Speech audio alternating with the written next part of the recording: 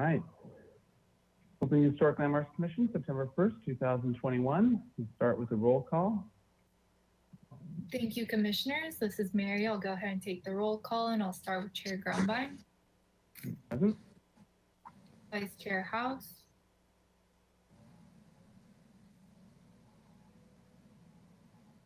Vice Chair House. You might be missing. Vice Chair House is on the webinar, but doesn't appear to be responding at the moment. Okay, I'll come back to him. Commissioner Jordan. Present. Commissioner Drury. Looks like is absent. Commissioner Edmonds. Here. Commissioner Lenvik.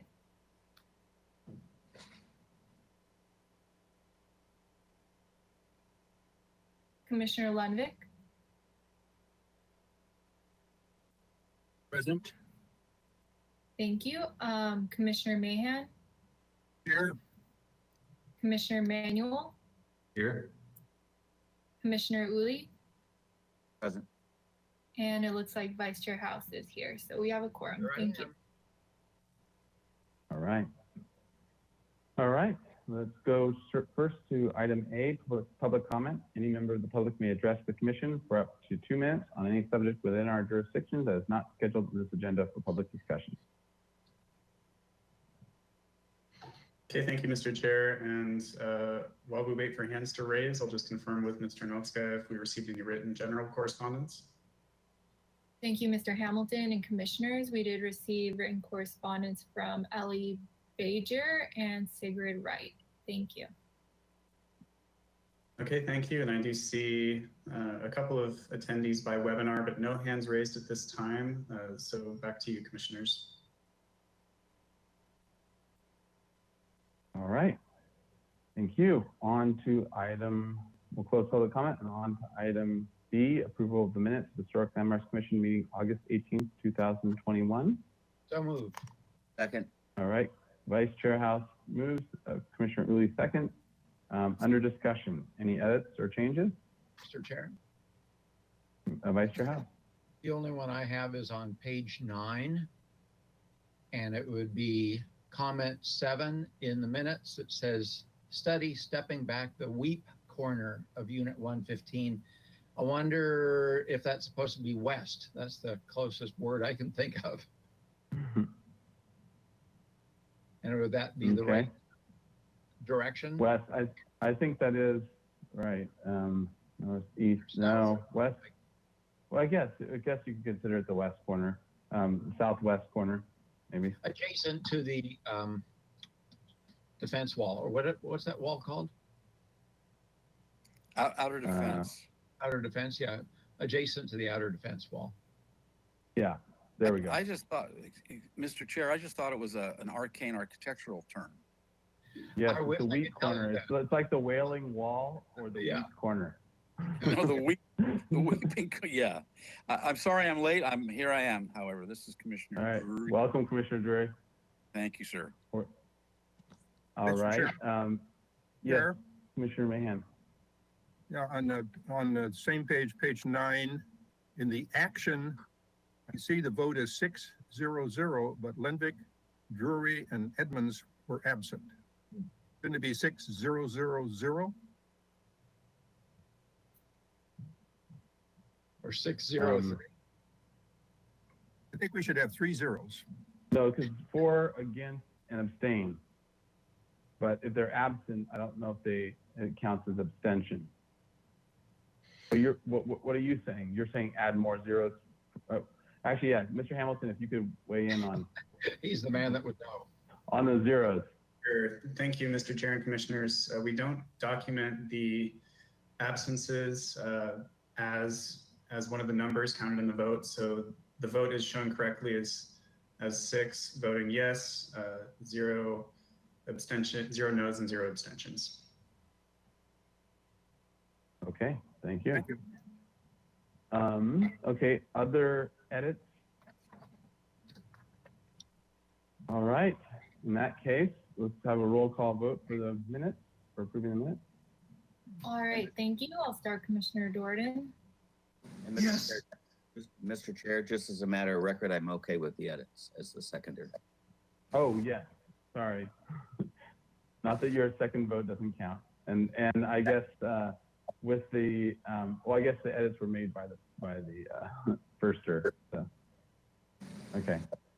All right, please continue, Mr. Tarnowski. Okay, Commissioner Drury, Yes. Commissioner Edmund, Yes. Commissioner Lundvik, Yes. Commissioner Manuel, Yes. Is that for me? Commissioner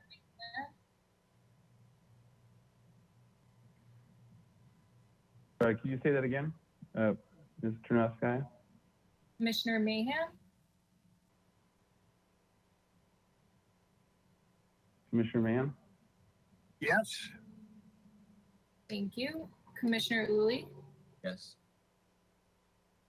Vice Chair House,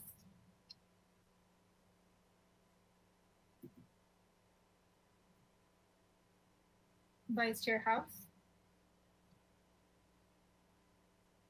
I I think you muted might, myself. I muted myself. I'm sorry. I was trying to be a good boy and keep muted. thank you. And Chair Grumline. Aye. All right, motion carries. Thank you. All right. Thank you. All right, we're on to item C, approval of the consent calendar, September 1st, 2021. Mr. Hamilton? Thank you, Mr. Chair and Commissioners. So on today's consent calendar, we had Commissioners Manuel, Mahan, and Drury and Edmonds. And Drury and Edmonds were on for item D. So for item A, 119 State, the motion was for a continuance for 2 weeks to set up a meeting with staff and Commissioner Mahan to view the proposed fiberglass window material for the applicant to provide a physical sample. Item B, 100 West Carrillo Street, the motion was for an indefinite continuance for a return to consent with the following comments. 1, provide a landscape plan that accurately reflects the proposed plantings in number, size, and species. It is recommended that the applicant work with a landscape architect to prepare these plans. Number 2, the canopy trees would be preferred for the parking lot planters. And number 3, provide an irrigation plan. Item C, 401 East Sola, the motion was for an indefinite continuance with the following comment. Restudy the Laguna Street gate to bring it more into scale with the historic architecture, excuse me, and reconfigure the Sola Street gate to be a low gate that is more in keeping with the historical architecture. The other comment was to consider a root barrier for the ficus hedge or consider a less aggressive hedge species. For item D, 1601 State was a review after final request. The request was approved with the comment that the applicant shall return, sorry, I lost my screen, shall return with the door colors to restudy the color of the doors, the El Prado sign, and the inn sign on the original inn to be more in line with the mid-century modern color palette. And that application is to be separate from this current review after final submittal. And that's the end of the consent calendar. All right, thank you. Mr. Chair, motion for approval of the consent calendar is read. Second. All right, motion by Vice Chair House, second by Commissioner Uli. Under discussion. Any discussion about the consent calendar or comments? All right, in that case, let's have a roll call vote. All right, thank you. I'll start with Commissioner Drury, Yes. Commissioner Edmonds, Yes. Commissioner Lundvik, Yes. Commissioner Mahan, Yes. Commissioner Uli, Yes. Vice Chair House, Did it again. Yes. thank you, Commissioner Jordan, Yes. and Commissioner Manuel, Abstain. and Chair Grumline. Aye. All right, motion carries. Thank you. All right. We are on to item D, announcements, requests by applicants for continuances and withdrawals, future agenda items, and appeals. All right. Any announcements? Mr. Chair? Sorry, was that Mr. Manuel? Yes, Mr. Chair, that was me. I have three Oh, announcements. Mr. Hamilton, sorry, yeah. Thank you. First, this is regarding the Paseo closure at 9 West Figueroa. Public Works staff is in the process of responding to the HLC's request to remove the temporary fencing, and community development staff will follow up with more information about that once we have more information. But they are in process of responding to your request. Item number 2, Elias Isaacson, the new community development director, will be joining an upcoming HLC meeting just to introduce himself. We think this may be the next meeting or the meeting after, depending on his schedule. So we look forward to having him join us. And number 3, at the next meeting for September 15th, there will be an agendized discussion regarding the Commission's questions about the Brown Act that were brought up at the meeting previous to this one. All right, that's all I've got. Thank you. All right, thank you. Hamilton, or Commissioner Lendick, question or comment? I have a question for Mr. Hamilton. Is there a better explanation regarding what, quote, responding to our request means on 9 West Figueroa Street? I mean, do they not intend to do it, or what? Commissioner Lendick, I don't have a lot of information on it. I do know that they're responding to the request. Senior staff is aware of it.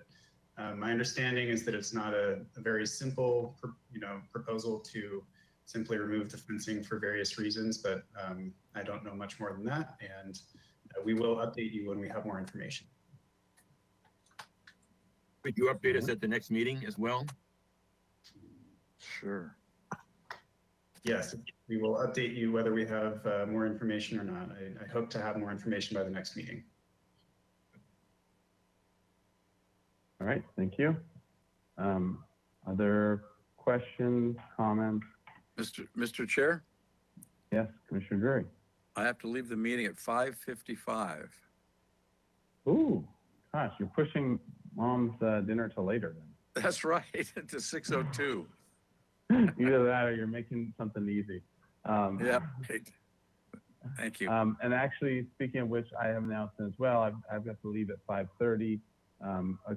Vice Chair House has agreed to take over nicely in the case that we're not already done. But let's hope for a well-moving agenda today. So I think we might be done by that time. Okay, other announcements, etc. All right, if not, let's move on to subcommittee reports. Item E, subcommittee reports. Any subcommittees meet or have anything to report? Commissioner Lendick and then Commissioner Mahan. I think I'll be speaking for Commissioner Mahan, but he can speak for himself. We've met several times, the last time being yesterday with the architect and the city staff regarding the solar panel trellis structure on top of the Granada Garage. And they have been very, very cooperative to our suggestions and concerns. And I believe that we saw yesterday a scheme that will hopefully meet with the entire commission's approval. It certainly met with mine, and I believe Mr. Mahan's as well, but I'll let him speak to that himself. All right, Commissioner Mahan. Yes, I agree with that. They've been very cooperative. A couple of things that we asked. First of all, we didn't want to see any, but look, the whole thing is the trellis as it's viewed from the sidewalk in front of the library. That's really where you get the good view of this particular trellis. we first asked that there would be no sky. You would not see any sky between the panels, the solar panels, and they have met that request. Then we asked that they put latillas onto the outriggers so that we'd get some shadows cast on the columns from time to time when the sun is correct. And they have agreed to do that. We also asked that they change from the dark brown, painting the trellis dark brown, which doesn't permit any shadows to show, to a weathered gray, such as you see on the Historical Museum heavy timber. And they also agreed to that. And the sketches that we saw, we were very pleased with. And we said we felt it was time for them to come back to the full commission. Thank you. Great. Thank you for that. Thank you for that subcommittee report. And also thank you both, Commissioner Lenvick and Commissioner Mahan, for volunteering your time to help with this important project and help get them going in the right direction. All right. Ms. Hernandez. I just wanted to give a quick announcement, or Commissioner Uli can follow in.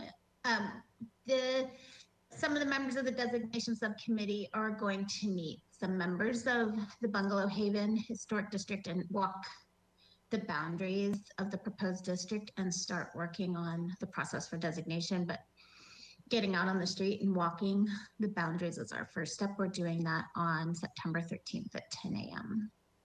And no other commissioners are invited because that would be a quorum. So you'll just have to trust us. Great. Where you're walking wanted to make sure nobody else came, but the designation subcommittee is doing that. Yeah. Sounds good. All right. Thank you for that report. Other subcommittee reports?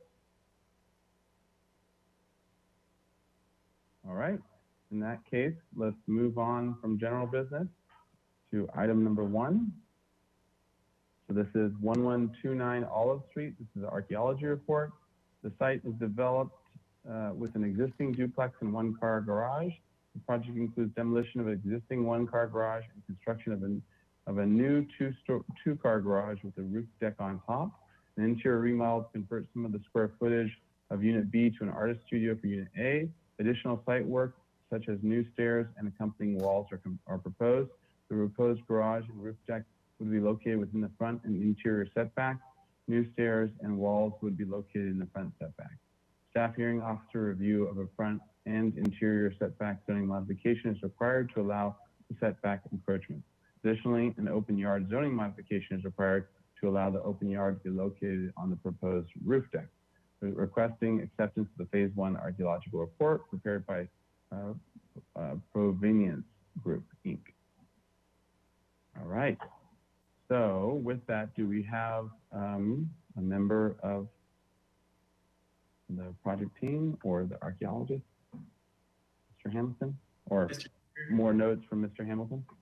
Yes, thank you, Commissioners. Just the note that Dr. Glassow has reviewed this archaeological report and agrees with the conclusions and recommendations.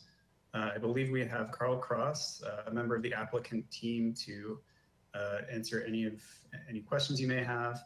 I don't believe the report preparer is present, though. Okay, thank you. All right, so to Mr. Cross, did you want to say anything about the, well, first, welcome. Thank you. And then did you have any additional notes on the report? And if not, I'll go to the public comment on the report and then back to the commission for any questions or discussion. No, I would just say that, you know, we're doing limited ground disturbance around the project and, you know, just expanding the garage and a couple site walls around there. It was, you know, reported in the conclusions and in the recommendations that basically, I'll just read the last line of that. It just says that, you know, the potential to encounter undiscovered archaeological resources within the project is very low. So that was the initial conclusion of that. So I'm just going by the recommendation. If we do contact anything, During construction, we will notify per the report. Great, thank you. All right, so now let's go to public comment on the archaeology report. Any member of the public wishing to comment on the archaeology report, please click on the green arrow hand icon and follow the instructions. And you'll have 2 minutes to speak. Thank you, Mr. Chair. And for those of you attending by webinar, if you would like to give verbal public comment, please follow the instructions on screen. While we wait for hands to raise, Ms. Tarnowska, did we receive any written correspondence on this item? Thank you, Commissioners, and Mr. Hamilton. We did not receive any written correspondence for this item. Thank you. Okay, thanks very much. And I don't see any hand raised at this point. So Mr. Chair and Commissioners, back to you. All right, thank you. All right, to the commission, are there any questions on the archaeology report? And we'll bundle in comments as well. Any other comments? Mr. Chair, Vice Chair House. seeing as there don't seem to be any questions or comments, I'll make a motion to accept the report as submitted. Second. Second. I heard Uli out of the gate first. So Commissioner Uli gets the second. Good. Sorry, that was Commissioner Drury. That was the slowest second I could. It was, it was about 10 syllables long. So we'll go with Commissioner Uli for the second, and then any other discussion?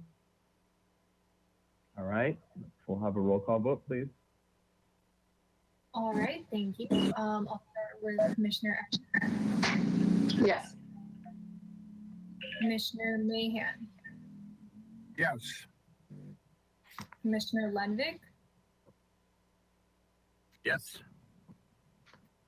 Commissioner Manuel, Yes.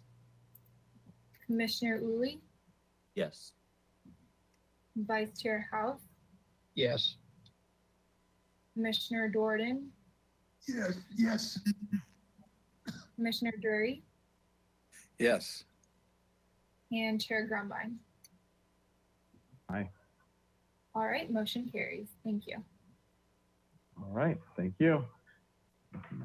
All right, on to item 215 East Victoria Street, continued item. This is for project design approval. This is the 12,900 square foot lot is currently developed with a 3-unit building fronting Victoria Street and 2 two-story buildings towards the rear of the lot. Proposal to demolish the existing 1,000 square foot garage, the existing 2-story building, 3-bedroom unit, existing 2-story building, 2-bedroom unit, and 45 square foot shed in order to construct 2 new 2-story apartment buildings.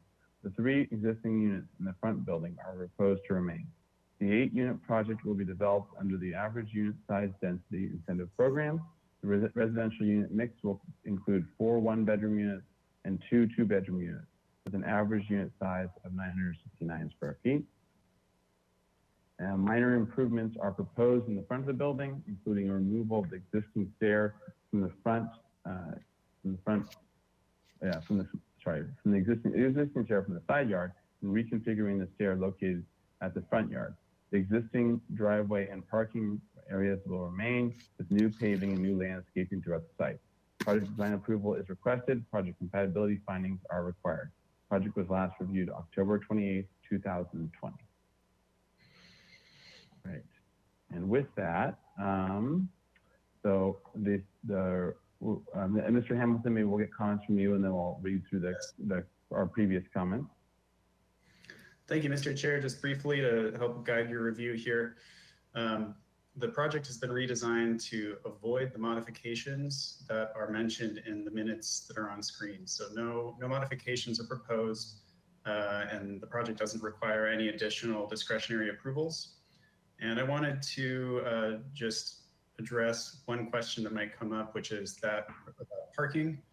Since the project site is located in the Central Business District, the new AUD ordinance does not have a minimum parking requirement for projects in the Central Business District. So although this project is not proposing very many parking spaces, it does meet the city's parking requirement.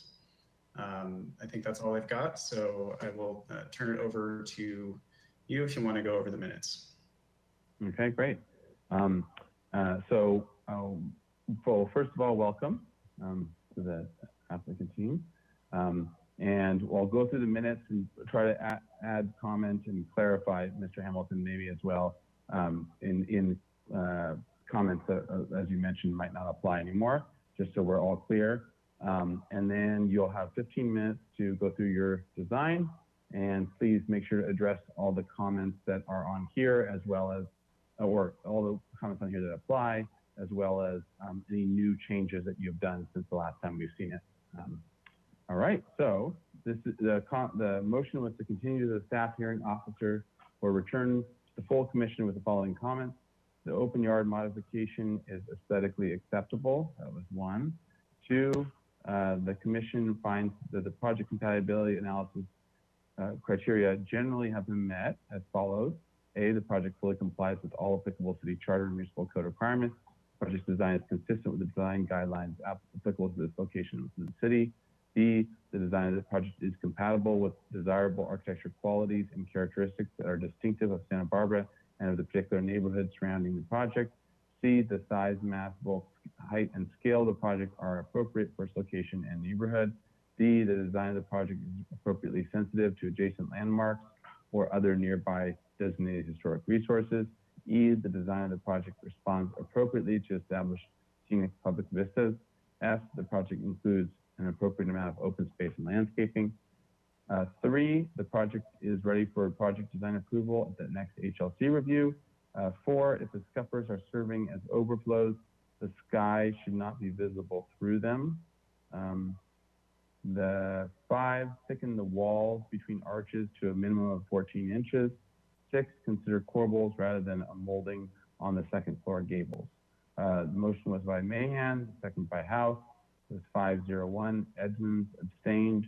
Drury was absent, and the motion carried. All right. So, with that, if you would walk us through and tell us how you met those requirements and the other changes that have happened since then.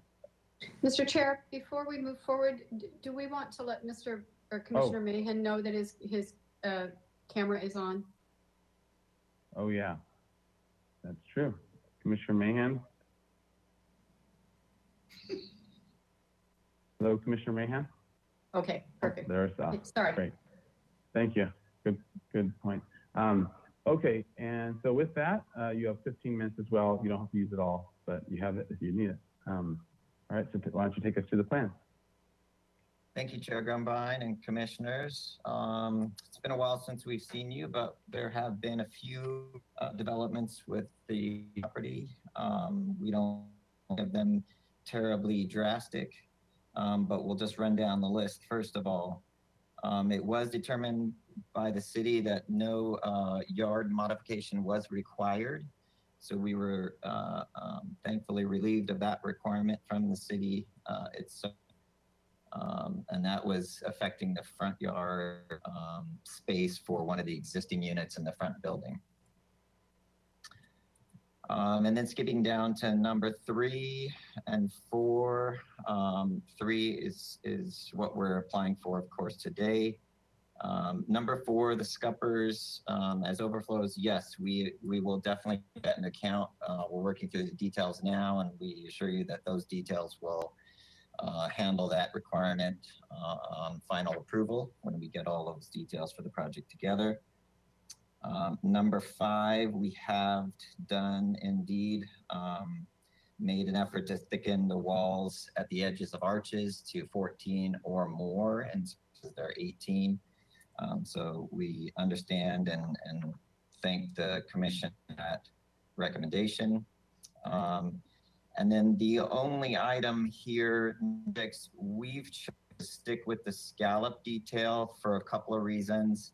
Aesthetically, a more minimal appearance, and frankly, the solar access compliance was quite tricky in the back corner of the property, and any extension of that gable roof end would potentially put us into where we would have to, do the shadow study and, would comply, and the city would have to make a judgment call on that. So that's the one item that we'd like to stay with, and we, the commission can let us continue forward with that. We certainly see that as applicable to the El Pablo Viejo styles. And so let me talk about a few just here. If we go to A100,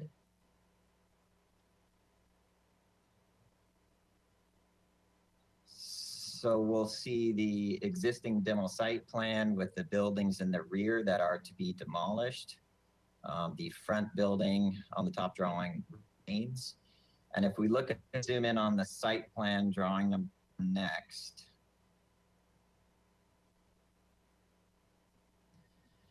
There are developments that have occurred since. So the commission may remember, originally looked at a long linear driveway with one side single loaded parking turn in under raised portions, carports, if you will, under portions of both buildings. It was recommended that we rotate and do more of a double loaded approach, which we happily did, and is still the result in the design that was acceptable last meeting. The caveat is that once you turn the parking lights, the two parking spaces closest to the driveway that are the open spaces, and you can see the dimension of 19 feet there, those are not recognizable by the city. Requires someone to back up and make a couple of maneuvers to get into those spaces. So those spaces unfortunately were lost, but we're hopeful that it could still qualify as motor or scooter parking. And again, we all understand that we are in the CBD and no parking is required. We are doing our best to provide as many legal spaces as possible. You can see the ADA spot has remained with the ADA aisle that provides access to the access corridor pathway along the page up on this property, and nicely with access to all units. And just to kind of reiterate take a look at the other developed parking. Let's go to A2. Mr. Vermillion, I'm sorry for the interruption. Yes. Your audio is a little bit, it's breaking up a little bit for us. It might help if you turn off your webcam to give your computer some more bandwidth, Okay. at least for now. Okay, great. I've done that. Let's see how this sounds. If you notice on the middle building, the first new building, which is on the right here, the only covered spaces that would make a single maneuver would be the two on the far left if you're looking at the building. So you can see covered sparse parking space 1, 2 were able to remain. The other top of page space could not remain. So it works out well for our trash room, is easily accessible for all the units. And we did make one minor adjustment. That lower unit, we did make it a 2-bed unit rather than a 1-bedroom unit. And you can see that some of that ground floor area was taken up by that. The other development here is, while in the past we've been successful at getting bike parking in front of covered car spaces, we had more bikes than could handle that. So we created a full bike room. You can see in one of the other proposed covered car spaces, a carport situation. So transportation has signed off everything here. And so the takeaway is we've got 3 official spaces and 1 ADA drive aisle for the ADA space. And then the other thing I will note, we can flip through the elevations quickly, I think. And then we've got a series of 3-dimensional renderings on sheet A301. If everybody can just quickly go through. These elevations changed they remain almost entirely the same.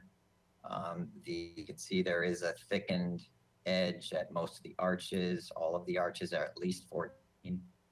The ends of, I should say. The next page will show the change to the carport area with losing that one car space.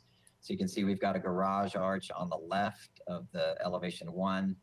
That would be an open carport situation. And then we've treated the bike room with a fence, a wooden fence and gate similar to the trash room that would be on the right side of that arch. So these would be like a nice wood finish, dark stained wood fence and gate system.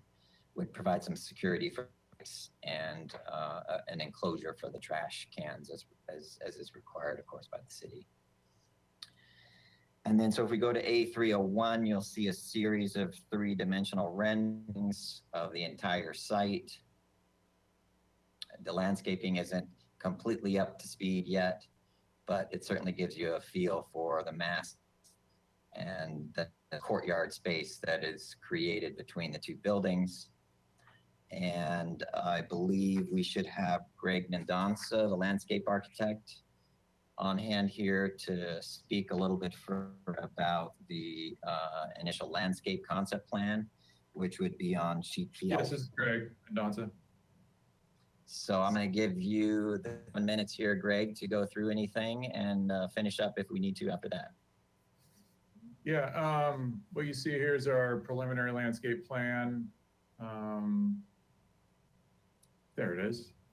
And so what we're looking at is in keeping with, if we start on the road, actually, let's start there, and working back in keeping with the theme of the existing landscape and kind of taking cues from that with the traditional kind of Santa Barbara plantings of jade and aloes and low water use plants. And so we'll be continuing that from the street back. Just trying to keep that because we're not doing a whole lot in the front to the building, just mostly a facelift on the landscape and some trees to add shade. There will be front yard setbacks for the units in the front, and they'll have a low fence. We're looking at like a picketed fence that keeps in line with the neighborhood and with what is already existing. And as we move back from building 1 to building 2, trees in the parking lot to shade the parking there. And again, as we move back to building 3, more of a courtyard and open space that is usable for the people living there. And we have a patio, some built-in seat walls. We're looking at a low water use planting, some grasses, some native trees. There's native oak in there to give some nice shade. And also just some smaller accent trees to break up some of the architecture in the large walls. You know, and then each unit has its own private backyard area, which, you know, in the back of building 3, you can see the dark gray areas. Those are the front porches, and then also the rear porches, which have small yards. Again, below, you can see the images, if you scroll down, of the planting that we're proposing. You know, everything is low water use. We're trying to keep that as low as we can, but still give a nice green lushness to the design.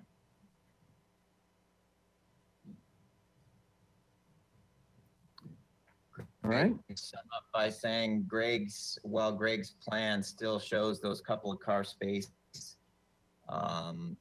behind the building next to the ADA aisle. Those aren't official space anymore, just so everybody understands. That'll all be updated with our final presentation. Don't believe I saw the only public comment that came through, and I would just respond to that letter by stating that there are a few things that weren't quite understood. The total units on this project, of course, is 8. There aren't 8 new units to add to the 3 that are existing. So total unit count of 8, total official car space number of 3, support those. And of course, we're in the central business district, so any parking isn't required. We're definitely taking some costs to do permeable driveway and the parking area. This means, and we've got some civil drawings if you want to go to the next sheets. This means some tricky details so that some cannot be truly permeable because that would affect the buildings that are next to it. So we are doing best to create an aesthetically pleasing parking area and driveway that will be an improvement from the blacktop that's there now. And yeah, we wish we were able to provide some more parking spaces perhaps, but it's obviously tight with the maneuvering spaces required these days by the city. So just want to set that record straight. 8 new units, 4 2-bedroom units, and 4 1-bedroom units to go with the existing 3 units, 1 of which is 2-bedroom, the other 2 are 1-bedrooms. And I think that's really what we wanted to address. We certainly look forward to coming back for final approval quite soon. All right. Thank you. If that completes your presentation, we'll go on to public comment now. Any member of the public wishing to comment on this item, please click on the green arrow hand icon, follow the instructions here, and you'll be given 2 minutes to speak. Thank you, Mr. Chair and Commissioners. And while we wait for hands to raise, I'll just ask Mr. Noska if we received any written correspondence on this item. Thank you, Mr. Hamilton and Commissioners. We did receive 1 letter from Ms. Nancy Law, and it was distributed to the Commission before this meeting. Thank you. Okay, thank you. And once again, if you are attending by webinar and would like to give verbal public comment, please click the hand icon as shown on screen. And I don't see any members of the public wishing to speak right now. So Mr. Chair and Commissioners, back to you. All right. So to the Commission for questions. Start with questions. Commissioner Manuel. Hi, Greg. Just a couple questions. Do you know what the trees are that are being removed? Currently on the site, there are a couple of trees in what is now a parking area, and they're citrus trees mainly. It's something we looked at possibly keeping, but in that they'll be dropping fruit and such like right over where the parking is. We decided that's probably not our best bet. Other than that, I'm looking at it right now. That's the majority of what's there. Okay. I don't know of any, larger trees such as oaks or anything that are on that site. Cool. And then do you have an idea for proposed tree sizes? Yes, we're looking for, so like the Quercus engelmannii that we have there, we're looking at something, like a 48-inch box or bigger. The Swan Hills that are in the parking lot, those fruitless olives, can't really get them in much less than a 36, so they will be at least that. Some of the other smaller trees will be allowed to grow in that are in the backyard, so we don't want to go too big as far as access right away. Those are more for screening and letting them grow into the space. Those are all my questions. All right. Other commissioners' questions?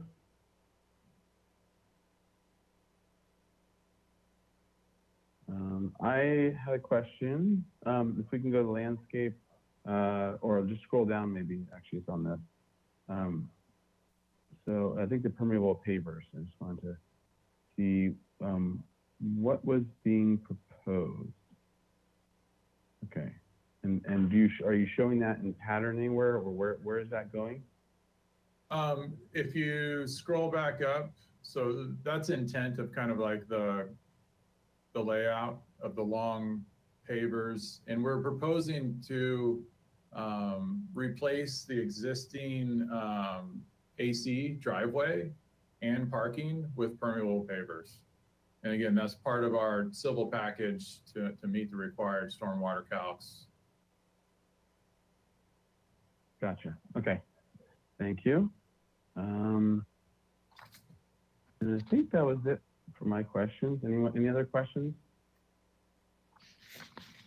All right, let's go on to comments.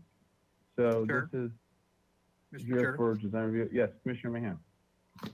one other question, if we can go back up to the pictures of the materials. You can scroll up on that a little further. Yeah, where you showed the paving, Well, that's right, that's okay, right there. Yeah, all right, the horizontal fence is what I'm looking at. Yes. My recollection was when this came before us before, we didn't feel that the horizontal members were appropriate to El Pueblo Viejo. The vertical members are more appropriate in El Pueblo Viejo. Do you have that recollection? If you're asking me, yes, I have that recollection. The landscape architect, I'm not sure if there was a I wasn't consideration of that. part of the first review. Oh, gotcha. So these fences, the horizontal fences, would only be in the rear portions of the project for the private yards and gates, not in the street frontage. Just for clarification. We care about all of EPV. Okay. Anyway, that's my question. Thank you, Mr. Chair. Okay. And actually that brought up another question I did want to clarify with the architect as well, because I wasn't sure if it was a hatching thing or what. Can you go to the elevation sheets? I think it's A202. And if we can zoom in, yeah, bottom right. If we can zoom in on is that the trash enclosure? Or is that the bike storage? I can't remember. It's one and the same. We're treated like for like, so that we can do a similar. Oh, you're subdividing it. Got it. Opening. Behind the central panel, there'll be another fence that will go back. Okay, great, thanks. And then the grain pattern that you're showing on the doors and the panels, what's the design intent of that? It's not a plank look. The intent would be a plank look, and vertical works for us, and that configuration would match the entry doors for the rest of the unit. 1-4. Gotcha. So okay. Okay, great, thank you. All right, any other questions from any other commissioners? Commissioner Lenvik? I have a question on this elevation. It reads that the parapet is above the sloping roof. Is that correct? It does need to bite into the sloping roof to keep our solar height access intact, basically. Can we see that on the other elevation real fast, Commissioner Lenvik? As a follow-up to that, can we see that on the other elevation just to understand it fully? Okay, there we go. Okay, got it. All right, Commissioner Lenvik, back to you. So the top of the parapet wall is plaster, I assume. Yes. My question I have. Your comment I have. Question. All right. Any other questions before we go into comment? Mr. Chair. Vice Chair House. There was some discussion earlier about walls that were thickened per previous comments. And I can see a couple windows or 3 windows on this elevation that are obviously, or 4 windows, pretty well recessed. I'm curious about the others, W213 and 110. Are those just flush or are those recessed at all? Do we have any details so far? We don't have the floor plan, maybe? Sorry, we don't have the window and door details yet. They are recessed slightly. Those windows would be in a 2x6 wall, so similar to the 212 windows. Wherever there's an arched window, will splay the sills and jambs. Where it's a square window, though, we're just going to have a straight recess. And yes, I think be recessed similarly based on the type of the window that we choose. The deepest recesses are W224, and the other similar ends of gable passings that we've chosen to increase our framing and get a little depth there for some, shadow line play. And Can we look and plan at that? Staying on that topic of thickness of walls, can we look and plan it, and is the plan accurate in terms of wall thickness? Yes. So Okay, do great. you know what kind of windows you're using yet? Are they aluminum clad wood or are they a metal window? They are aluminum wood, yes. Okay, Manufacturer not totally decided yet, but they will be aluminum clad wood for So energy. there might be about a 2-inch plaster return at those windows in a 2x6 wall. Yes. Okay. All right, thank you. All right. All right. Any other questions? Mr. Chair, Mr. Hamilton. before we go into comments, I just want to confirm, since Commissioners Edmonds and Drury were, Edmonds abstained and Drury was absent at the last meeting. If they've reviewed the last meeting's video and plans, if they have, then they can feel free to comment and vote on this item. If not, then they should abstain from commenting and voting. So Commissioner Edmonds. I did Mr. not Chair? review. Yeah, I did not review the video either. Okay. Thank you. All right. And actually, just as a point of order or rules, so Commissioner Edmonds abstained, but if she was here for it, she can vote on this one now, right? Because she was there for the last one. Yes, I'm sorry. That's a good point of clarification. Commissioner Edmonds can comment and vote because she was there, but since Commissioner Drury was absent, unless you've reviewed the videos and minutes, then you should abstain from voting and commenting. Yeah. And we usually don't like hearing his comments anyway. Well, Sorry, Commissioner. Okay, so, all right, so with that, let's go into comments. Who wants to start us off? And actually, sorry, I should frame it with, so this is before us for design approval, project design approval, and please also add comments. Actually, can we pull up our comments from the beginning of the meeting from last time? And just want to make sure that we have address anything else that you want to as well, but making sure that we address the issues that were from last time in addition. The scuppers, thicken the walls between the arches to a minimum of 14 inches and consider corbels rather than molding to second floor gables. Okay. Okay. So, and then also any other, making sure that anything else that we would normally typically require for project design approval is mentioned as well. So, all right, who wants to start us off? Not all at once. All right, Vice Chair House, and then we'll go to Commissioner Mango. I would say I am comfortable with giving it project design approval at this point. The only thing I have a concern about are the doors to the trash and bicycle storage. Unfortunately, they remind me of restroom partitions as they're designed right now. And if the intent is to have good ventilation for those spaces, I think a more traditional approach that incorporates traditional grill work or something like that would be more appropriate. Though we should see a detail of these doors and the walls that are more appropriate for the style of architecture. Okay. And that's basically above is what you're talking about in terms of the grill work, or or throughout, or what? The grill work could be Or a just above combination. that, or it could be incorporated into the fixed panels. You know, there's Yeah, numerous. gotcha. I would say if you can find a way to avoid having the weep screed with the stucco, with the foundation recessed at the base of it, there are numerous ways that's done around town. And it is such a big improvement not to see that little step back. And considering you have some slope to the parcel, you either end up with steps in the weep screed, or sometimes you've got a foot of exposed foundation. So solving that problem would be very much appreciated. Okay, thank you. All right, Commissioner Manuel, then Commissioner Lendick.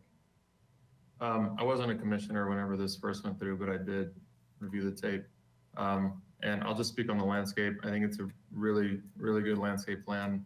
All the plants are very appropriate and it looks good. All right. Chair? Commissioner Lendick and then Commissioner Mahan. Yep. I will second the Commissioner House's comment regarding the weep screed. There are weep screeds made now that simply create a line there, but the plaster continues on down into grade, and they work very well, and they give a very traditional appearance to a building. And I would hope that they would investigate that, and we should make that a condition of any approval we give today. The other thing, I look at these elevations, and for instance, this south elevation of this building, these windows just kind of cry out for awning. And I think that, you know, the south and maybe the west elevations, you may want to consider awnings. I think it'll add a lot to the character of the buildings, of the houses. So you may want to consider when you come back to us, maybe if it works for you budget-wise, maybe show us awnings on some of these windows. I think it'll help the project. All right, thank you, Commissioner Lendick. Commissioner Mahan? Yeah, I agree with all those comments. I think we should stay with our El Pueblo Viejo guideline of vertical boards on fences indoors. We ought to remember that a fence on a property line is viewed by the neighbors all of the time, and the vertical boards are appropriate to El Pueblo Viejo. Horizontal boards are not. So I hope that the commission will want to stick with vertical boards. Thank you. Okay. All right. Other comments? Mr. Chair? Commissioner Edmonds. I am not in favor of jade plants, and I didn't see them on the landscape design, but they were mentioned at the beginning of the presentation, and I think they get very scraggly. So it's just it's a comment. All right, it's so not. let's figure out a little bit more about that. So to the applicant, as we're turning to the question, what's the jade plant status on the project? Yeah, Just to be clear as to what was. The jade plants that would be remaining are some that are existing already along the front. We're not proposing any new jade to be added to the rear portions. There are some areas of landscape in the front, again, that we were just cleaning up and, you know, keeping the walls intact. You know, there should be some images that show the front of the building. It's a bit overgrown, but there's not a lot of jade there. There might be a handful of plants. Yeah, A002. Gotcha. And it's and they're existing, basically. Yes. Okay. We're proposing to use some of those existing and the existing agaves and moving them around so that it makes a little bit more of an orderly design. Okay, thank you. Okay. All right. All right, commissioners, other comments? Mr. Chair. Commissioner Uli. Thank you. I'll chime in and add my support to other comments being made, and I think this is ready for project design approval. All right. Sounds good. Could we go back to the site plan real fast? I'm going to take a look at one thing and just make sure I'm understanding which of the proposed. Okay, yeah, so that's the most public is the parking lot side of things. Okay, I would add, I'd second all the comments said so far, and I would add a comment on the parking side of things with the parapet face of building, since it is the most public. Actually, if we can go to that in elevation now, with the trash enclosure and yeah, there we go. Okay, so I would say that the thickening of walls is great with all the arches and that's good. Though I would say on this elevation, the other two walls that might want a little more thickness are maybe you thicken it just to the interior, is the walls with the window W208 and 207, just so that you get that the most public elevation has a little deeper reveal than the 2x6 wall gives you. So you could go maybe 2x8 or 2x10 for that, so that it actually, you get a little bit stronger shadows in those windows, because you're going to have a stronger shadow on all the arches and everything below. It's the most public zone. So that would be the only, that would be one of the comments that would add to the other comments. Would be to thicken the wall at those windows. And then I'll just to give a shot at summarizing what the comments have been.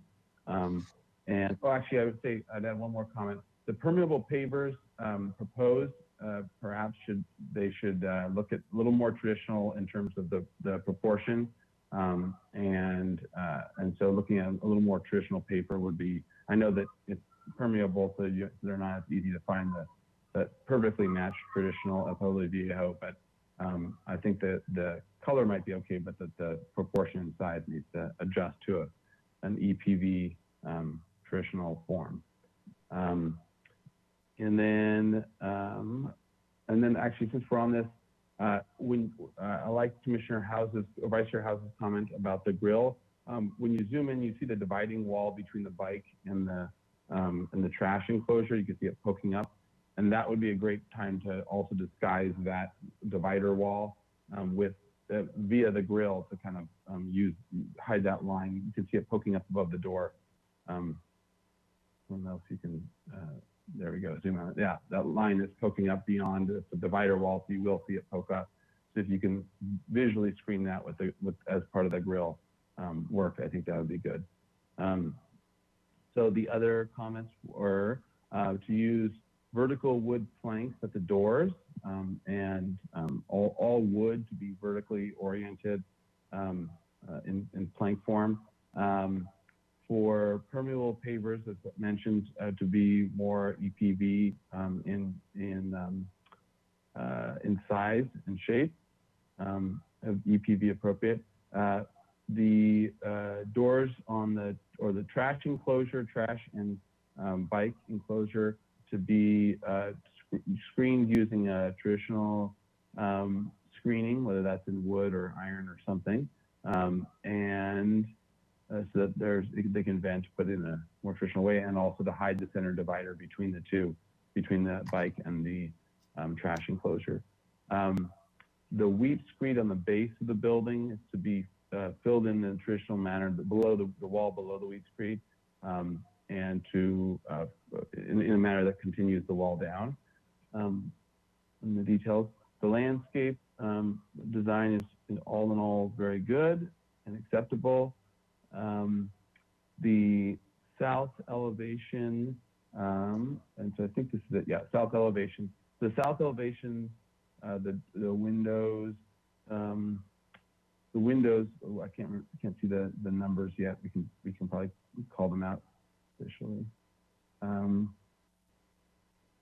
And actually, if other members don't feel this way, don't feel that this wall should be thickened, please speak now. Otherwise, it's going to go into motion. So windows W208 and W207 should have a wall of at least 2x8 thickness for additional reveal, shadow reveal. Let's see. Oh, and to consider awnings on the south elevation, consider awnings or some other element that will help the south elevation to be a little more lively.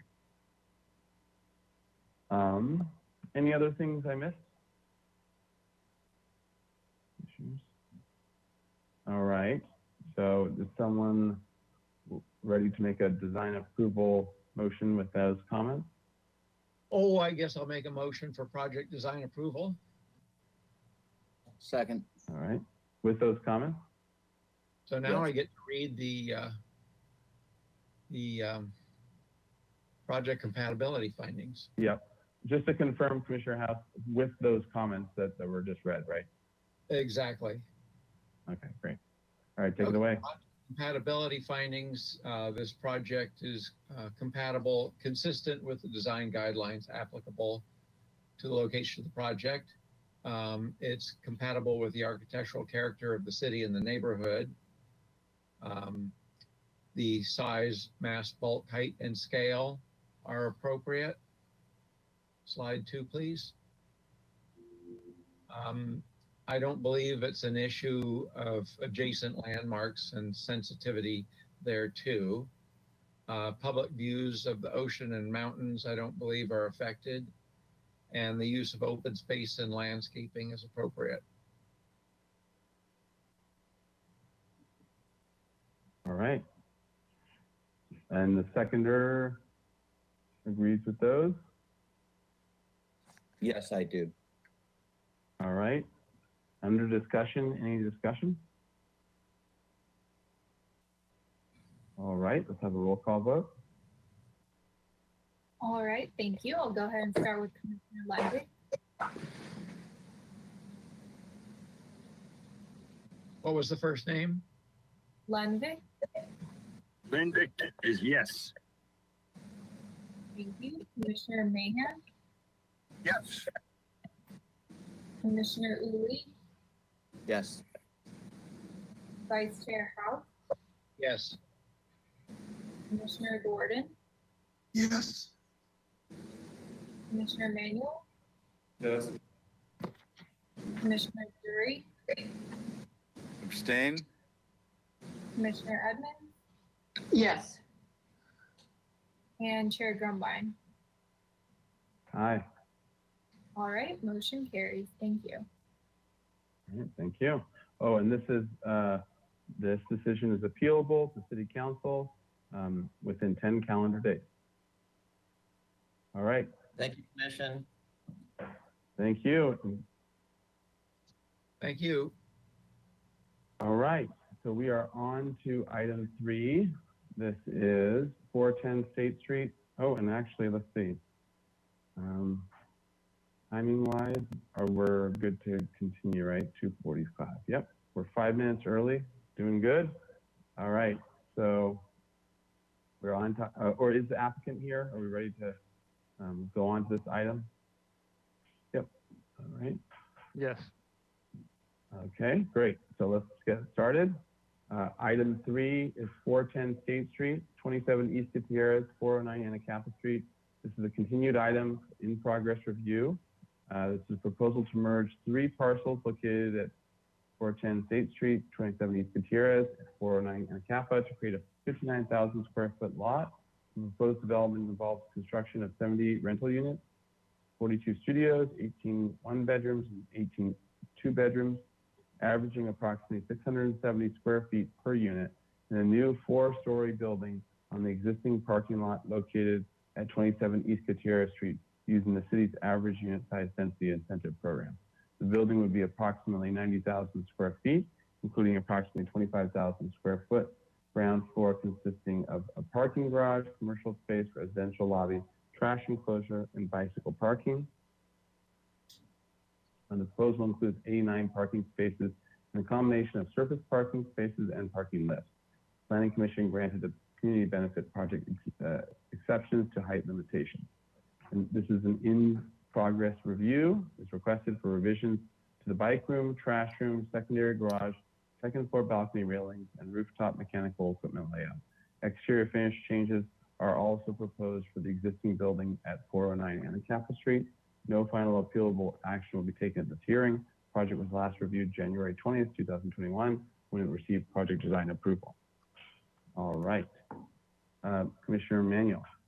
Need to recuse myself for a conflict of interest with the applicant. All right, thank you. All right, Mr. Hamilton, did you have any comments? Yes, thank you. I just wanted to correct a small error in the agenda that was sent out. The project description and footer as you read it was correct, but in the agenda that went out, the agenda called out proposed improvements to 409 State Street. That should be 409 Anacapa Street. I think that's all I've got. The case planner, Kelly Broadison, is present if you have any questions. The nature of these changes is really just regarding design and nothing that affects the zoning or any other, any other elements of the project. So if Ms. Broadison has any comments, I'll let her take it away. Otherwise, we can proceed with either reading the minutes or having the applicant give their presentation. All right, well, why don't we start with reading the minutes, and then we'll have the applicant give the presentation. All right, so this was for project design approval with the following findings and the comments. The commission believes the project will be successful and a beautiful addition to the street.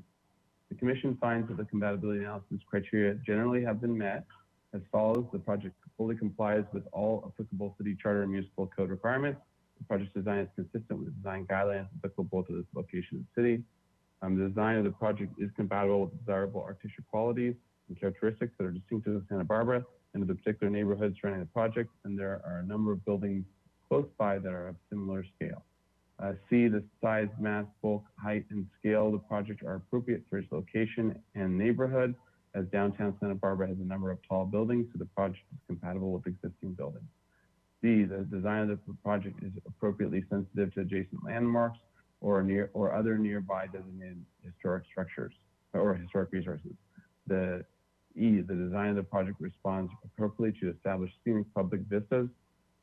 F, the project includes an appropriate amount of open space and landscaping. The Paseo provides an appropriate amount of open space, and the commission is happy about the commercial use. The motion was by Mahan, the second was by House. 700, Drury and Manuel were absent. The motion carried. All right. So welcome, Mr. Cornell and the applicant. Thank you. And why don't you run us through the project? I know this is sort of a specific pieces that are changing or have changed or developed. And so if you could run us and focus on those. We're obviously not reviewing everything, but there might be other things to add as well. So with that, I'll let you take it away. You can use all 15 minutes or you can save some time and not.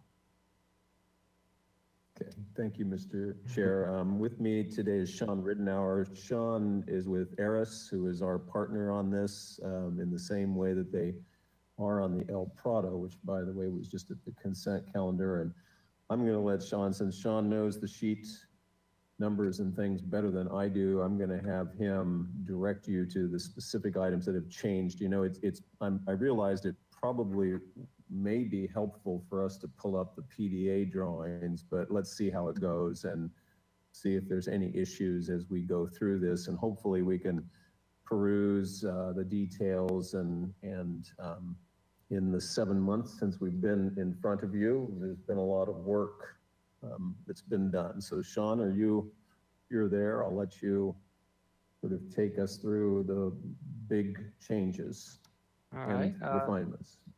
Good afternoon. Let's go ahead and start with the site plan kind of overview of a couple of little changes there on page 9 of the PDF. At the trash room at the left there, we've relocated the entry to that from the Paseo to the front as an issue between the two property owners. They would like that to be moved to the front. We'll show that how that looks in elevation. That's the main change to the site plan.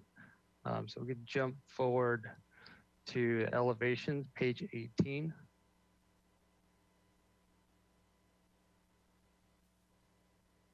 So if we can go ahead and start with that trash enclosure on the south elevation on the left, the bottom.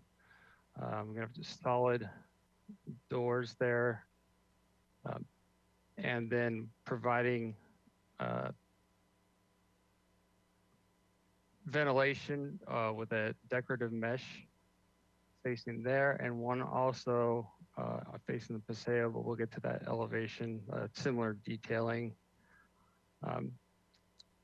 At the next south elevation change, added plaster decorative elements to the bike room on the right side at the entry. Reconfigured the awning. It was a straight awning before. Some decorative security grills over the glass on the two sides of the entry. Shorter the awning, and there's a whimsical bike metal signage to designate the entry to that portion there. There's slight changes to the windows on the left side of the proportions. Those are all clouded there. Added detailing for our the flag and light feature at the center, at the top there. Some minor changes to the lengths of the parapet walls. In the background, we've added a bathroom structure at the roof level, and it's kind of centralized to the roof plan. We can see that on page 16. We can look at that roof plan real quick. So that is in the center there. There's two restrooms there. So it's kind of inset from the exterior. There's also been some modifications to get the mechanical units into the interior of there. There were some mechanicals up the top left, which is now we have roof decks on each of the four corners, and there were some mechanicals on some of the previous design. We jump back to the elevations, page 18.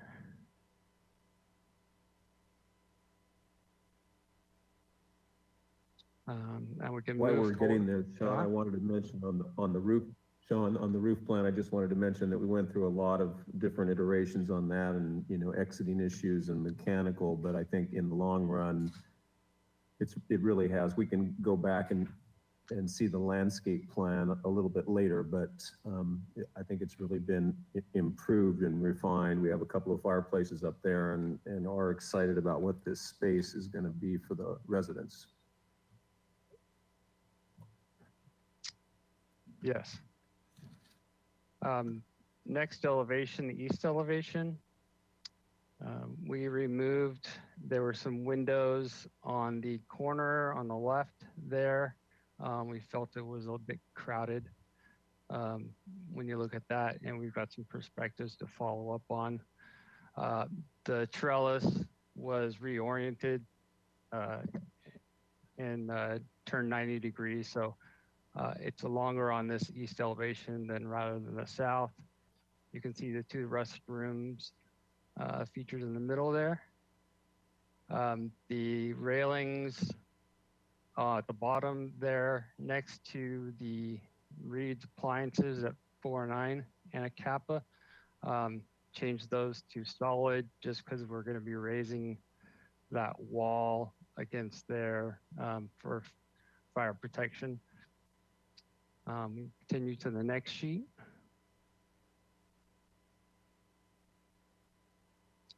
Slight changes to the arches on the right side on the north elevation. Just gave them a little more proportions, lowered the upper heights just a bit on those, as well as you can see that restroom in the background at the roof level. Okay, next elevation. This is the Paseo elevation. We felt that we had awnings at the second floor and third floor above the windows, and felt it was a bit crowded with the Juliet balconies as well. So we removed those, and those balconies will create some shade for those doors on that. You can see the removal of the trash enclosure entry on the right and adding decorative louvers for ventilation. And then there's a removal of the door just to the left of that. There was another entry that we removed there. And I believe that is it for the elevations. If we want to look at some renderings, we can go to page 47. These are colored elevations of the elevations. To give a little view, you can see this shows the Anacapa building in front for reference. You go to the next sheet, we can see some 3D perspectives. Top left, we're looking at from Gutierrez at the southwest corner. Paseo on the left. Continuing down, proposed landscaping. And next perspective. Same sheet. This is the southeast corner. Yeah, we can keep continuing on. This is the bike entry detailing.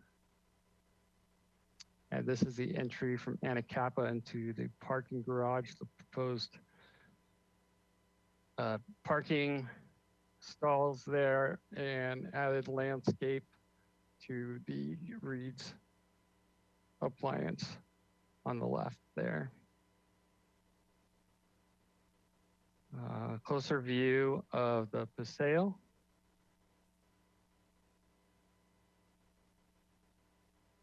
And looking the opposite way from the rear of the Paseo back towards Gutierrez. And then we can now look at page 84 for the Reed's appliances at the corner, the proposed changes, adding an entry doors, because we're removing the doors with the new building and relocating that to Anacapa, and also adding a single door to the corner where there's a right now just a storefront without a door, increasing the height of the wall adjacent to the new building just slightly to get our required rating between the two. You can see that the two corners are just higher than the original pop outs. So on the left there on the second elevation, you can see that height difference. And that concludes the presentation. So I just want to add, Sean, that, we can obviously, Mr. Chair, we can look at the details, probably want to look at some window details and that sort of thing, which we can do if you want as part of questions, but I'm extremely pleased that we were finally able to put a door on the corner of this Reed's Appliances building, because I always wanted one and they didn't originally, so it's a good thing. Okay, and yeah, do you want to flip through, considering you still have some time here as well? Do you want to just flip through some of the detail sheets so that if you want? Why don't we go to the detail sheet? Some additional comments on this. Starting on page 39, I think these are the most applicable details. We have a lot of construction details in here. Kind of the corner plastering details, just getting a look at the typical bull noses on the corners there. We can go to the next sheet. So we start with this decorative vent elevation that's at the trash enclosure. And then some of the different corbel detailings throughout the project. Might be hard to jump back and forth between the elevations and details. Next page here. Typical window details are on the new building, the south facing Gutierrez, the main will have a deepened 12-inch wall with recessed windows. The remainder, most of the residentials are 2x6 recessed windows. So we get about a 2-inch recess there. Next page. Typical awning details on the left are an enlarged view of the finial along Gutierrez. Our decorative columns for the roof trellis, all of our corbel detailings. Next page. Typical roof detailing along south, or the south elevation facing Gutierrez. We have a decorative scallop. We could show that if we go back to the elevations on 18 real quick. And that is at the center of the building at the parapet next to the finial.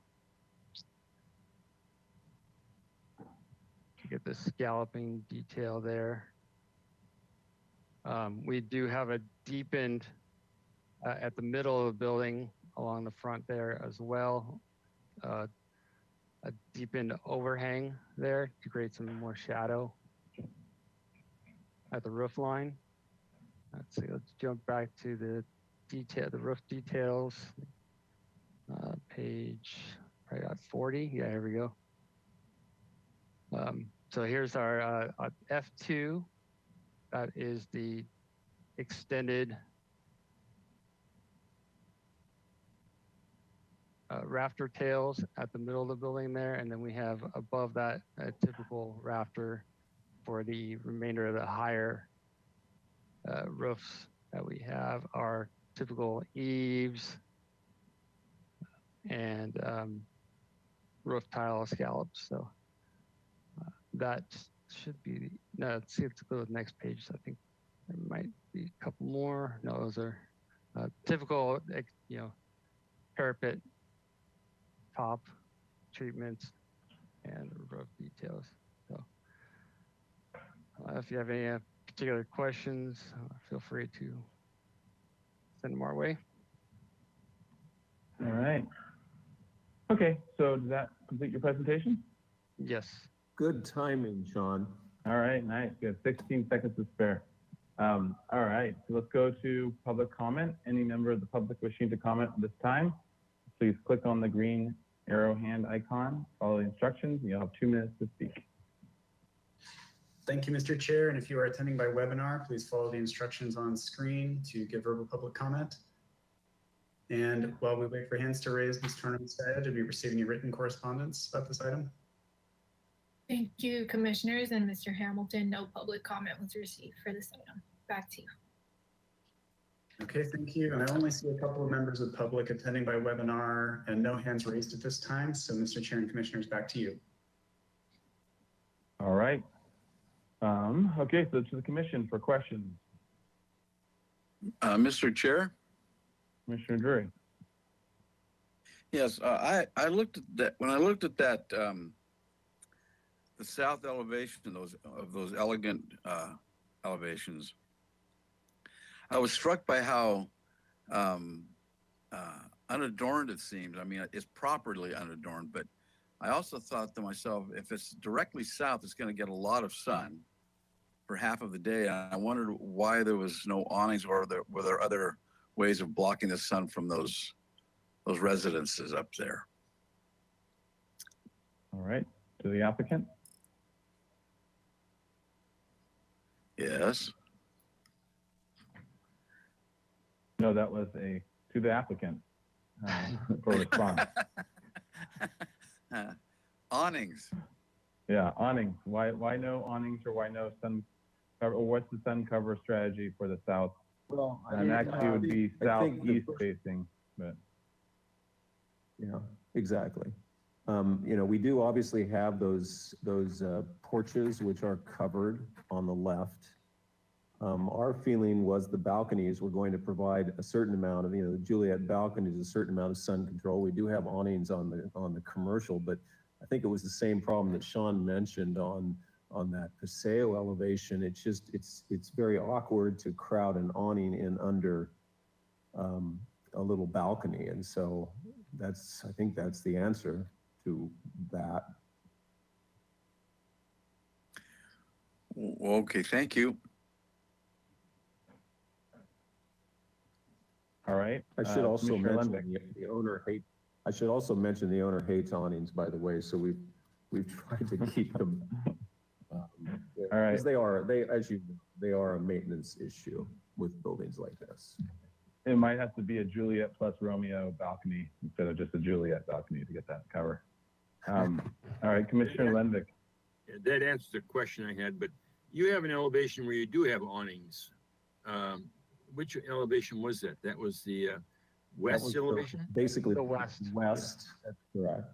Where the sun's going to be worse, obviously. Yeah. So what I see here is you have some very tall windows. You got a transom window situation for 10-foot ceiling in that. So those awnings really aren't going to offer a lot of protection, I don't think. And my question for you is, what if the awning kicked off at the head of the door? I mean, it was drop it down, so it wasn't over the transom window, but more over the door. If that would give a little bit more protection. And right now the awning is when you're down on the ground looking up at that, those awnings are going to look awful high on those windows. It's going to look like it was maybe a poor solution, or someone didn't check the heights or whatever. But I agree with Mr. Drury that awnings would add a lot of character, but they're not going to be a lot of help if you have to sit them on top of the high transom window that's there. And that's a question. Yeah, that's a question. Go ahead. That's a question. Yeah. Go ahead. I have one other question. Let's why don't we let him throw out if there was any additional consideration about that, or anything else, thoughts on that to the applicant. Well, I mean, I think we could study it. Okay. I don't, as Sean mentioned, at one point we did have awnings. I was concerned about this western orientation in terms of the low sun. But the awnings and the balconies really did collide. I'm perfectly willing to study the notion of that awning at the head of the door, leaving the transom open. It may be nice. Okay, I just wanted to make sure that there hadn't been other thoughts or additional things as well that you had already considered that were part of that question. So Okay. I have one other question, Mr. Chair. All right, Commissioner Leonard. Go to another elevation, maybe the south elevation, whatever. It appears to me that the trellis structure is very high, very tall. When you look at the height of the overhang at the restroom or whatever, and this is, the lowest beam or whatever is probably 2 or 3 feet above that. Is there a reason? The question is there a reason for that trellis structure to be so tall? Actually, as the first question is how tall is it, and then second part, is there a reason? Thank you. We're probably Sean? about 9 feet where the repeating beams are. We could restudy that and bring it down a bit to be more proportional to the other structures. Just to be clear, you're saying the underside of the first major beam is that? Yeah, the 9 feet? long run, right? Okay, got it. Okay. All right. Okay, other questions? Mr. Chair, Vice Chair House.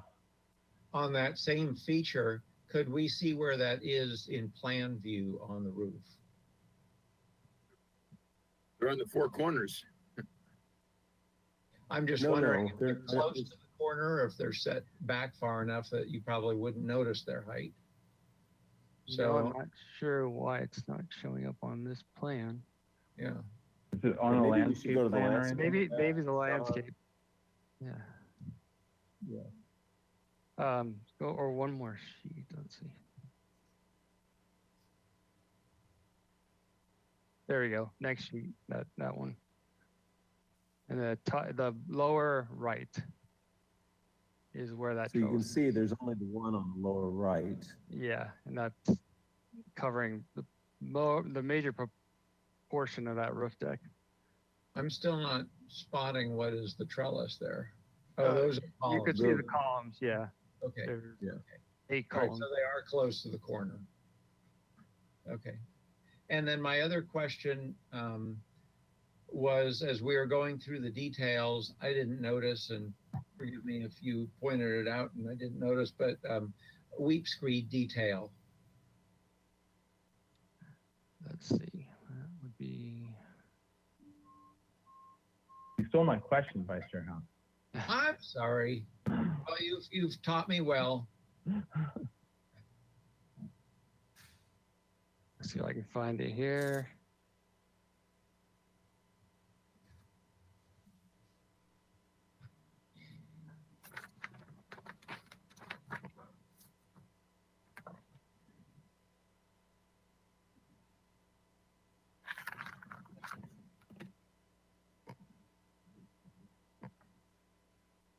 Sorry for the delay.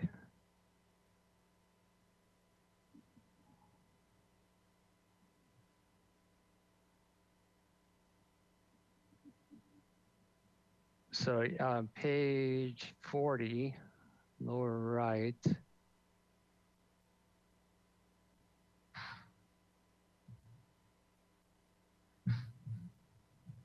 K2. While Sean's looking for F4. that, I did want to mention that the trellis that was on the PDA set was actually considerably bigger, but it was towards more to the north of the building. So we brought it to that southernmost deck, but we reduced the size of it we actually had 2 awnings that are the size of the one that we have today, by the way.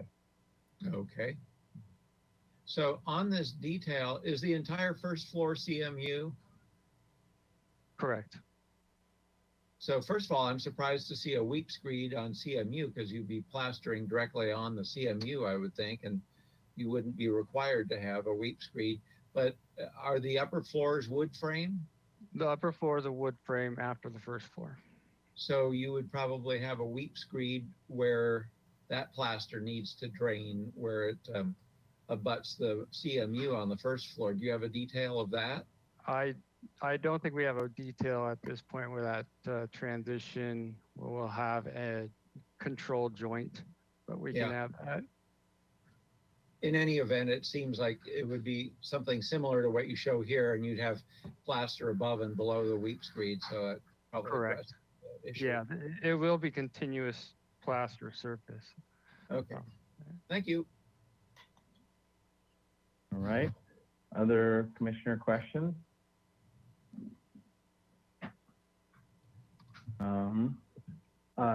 I guess I'll throw out a few questions. Do you have detail, and not that you have to, I just want to make sure, but do you have details of the balconies? I see in an elevation, but like balcony brackets or things like that, or that's to come as you go along? You know, let me check here.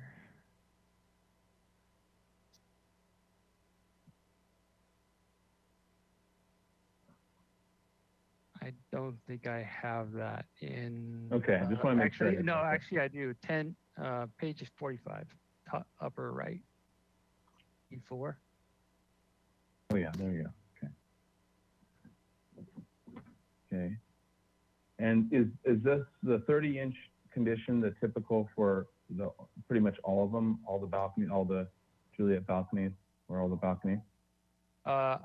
I believe so. I'd have to double check.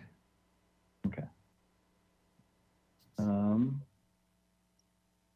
Okay, and then that was it for my questions. Any other questions from anyone?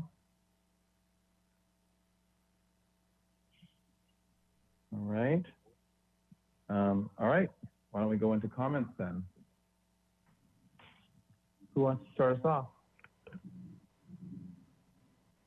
Chair? Commissioner Mahan.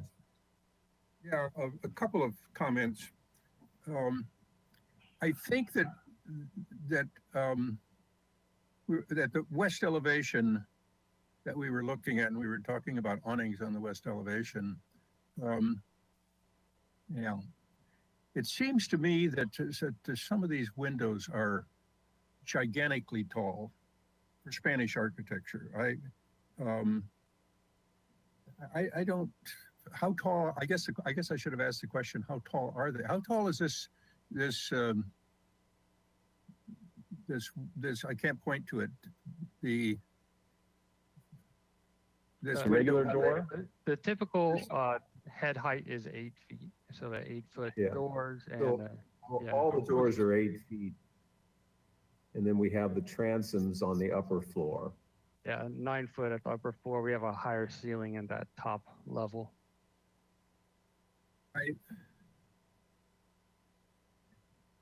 I feel that there's I understand that you have high ceilings and that it's nice to have high windows, but I feel like there's too much similarity in this elevation that it almost becomes contemporary, that everything has to line up. And I wonder if that can't be studied and be loosened up a little bit and not necessarily so rigid and so Miesian that it would have a better character. I would ask the applicant to study that. The other comment that I would like to make is that this is a very big building and it has all kinds of elements in it. And that your colleague who was showing us the details, he mentioned bullnose, but he didn't ever mention how big a bullnose. And I think that these corners that go from roof down to the grade should have a very big bullnose and should be very soft. And then around the doors, maybe that would be a 1/2-inch bullnose or a 3/4 inch bullnose, and the little windows would be a 1/2 inch or something like that, so that there'd be a variety of curves on the corners and a softness to the building that would I think would help it very much. Thank you. All right, thank you. Okay, other comments?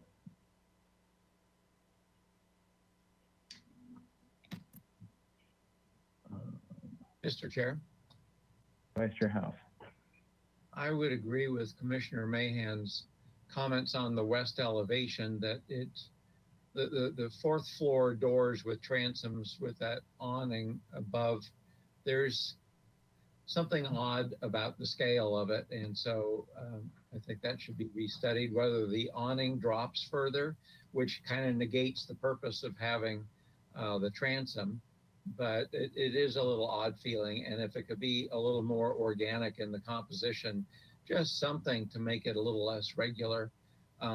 I would like to comment that I would not want to see awnings underneath these balconies, just because the balconies have spaced decking material. And so water and dirt is going to drip through that onto awnings. And I think we would regret that. The only other comment I wanted to make was on the window details page, windowsill detail. And I'm sorry, I don't remember exactly which PDF page number that was. There's somebody at the door. Well, hold on a sec.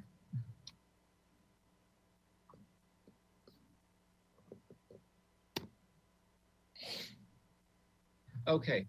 No, go back to that last page. Yeah, down in the lower right corner.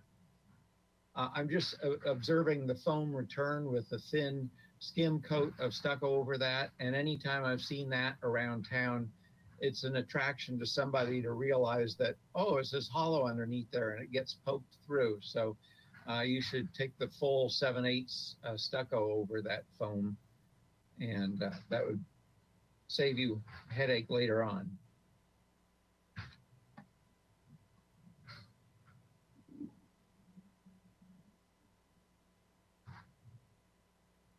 Okay, other comments? That's it for me.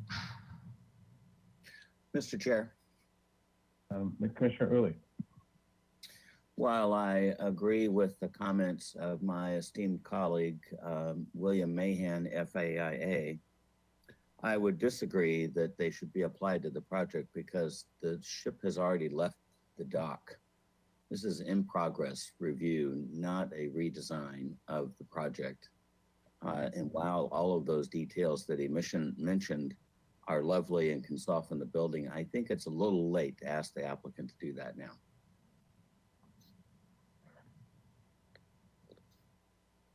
Okay.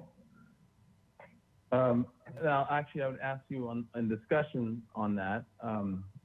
So there seem to be two comments, Commissioner Mahan, and you can jump in if you feel free to jump in. But it seemed like there was two comments that he was discussing. One was, and actually, if we go to that elevation, the west elevation. Yeah, perfect. And then, so one of them was the idea of the composition or breaking things up a little bit and shifting openings around or shifting something so that it wasn't so Mesian or so grid-like and so rigorous. If that's what he was saying. And then the other one was the edge details of the different masses and then the different openings, variation within it. And I know that the details I've seen on a couple of spots called out as 3/4 inch full nose on it. And it would seem like that detail, if you varied from 3/4 inch to an inch or to 1/2 inch or whatever the range is, it wouldn't seem like that is, that seems like it's a level of subtle shifting within the further project development. And I'm wondering if you're meaning either or both of those in terms of the ship having sailed.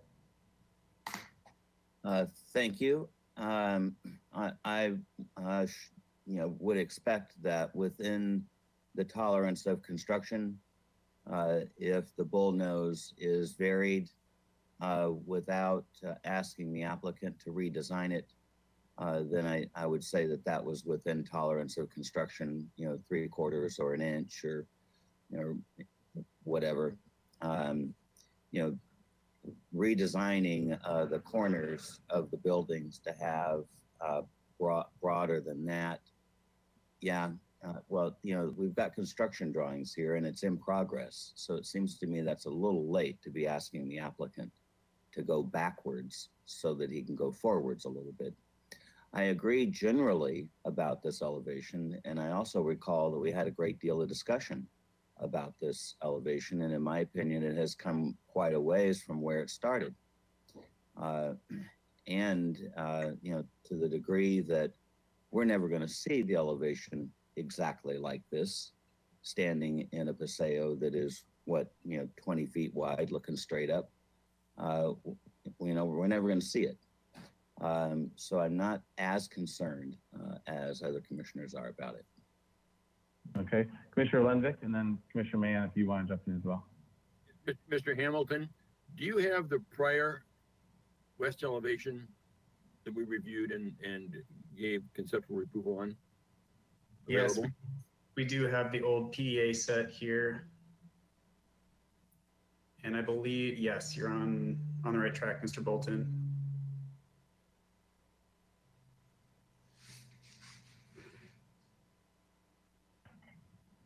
Yeah. The height of those windows don't seem as tall here. I'm not saying they're not. Because of the awning. Well, the awning is on the top level here, like they're, well, I guess he has got. No, but they're on awnings the all lower down. part Yeah, too. yeah. I think the awnings are, and then of course it's kind of beautifully hand rendered, very sketchy like. I would ask Mr. Cornell, are those doors 8 foot high in this elevation? Yes, they are. Yeah, the I door can, window heights haven't changed.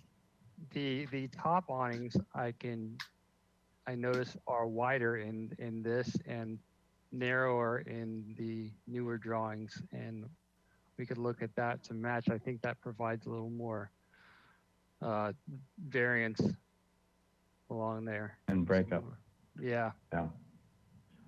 Commissioner Mahan, I wanted to go to you in terms of a response to the response. Your Well, comment. my response is that the project design review gives the applicant the ability to proceed forward with details, and then to bring those details to the commission for our review. And that's exactly what we're doing. We're reviewing details for Commissioner Uli to say, we've gone too far now and we're not reviewing details. I don't know what we are reviewing here if we aren't reviewing details. We're not going back and reviewing the project design approval. That's a done deal. I agree with him on that, but we are looking at details, and that's what we're supposed to be doing. Thank you.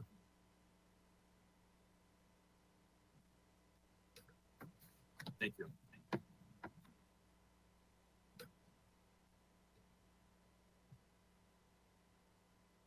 Since there's a lull here, Mr. Chair, since there's a sorry, little I was lull, on mute. There actually wasn't a Perfect. lull. I was talking, but no one could hear me.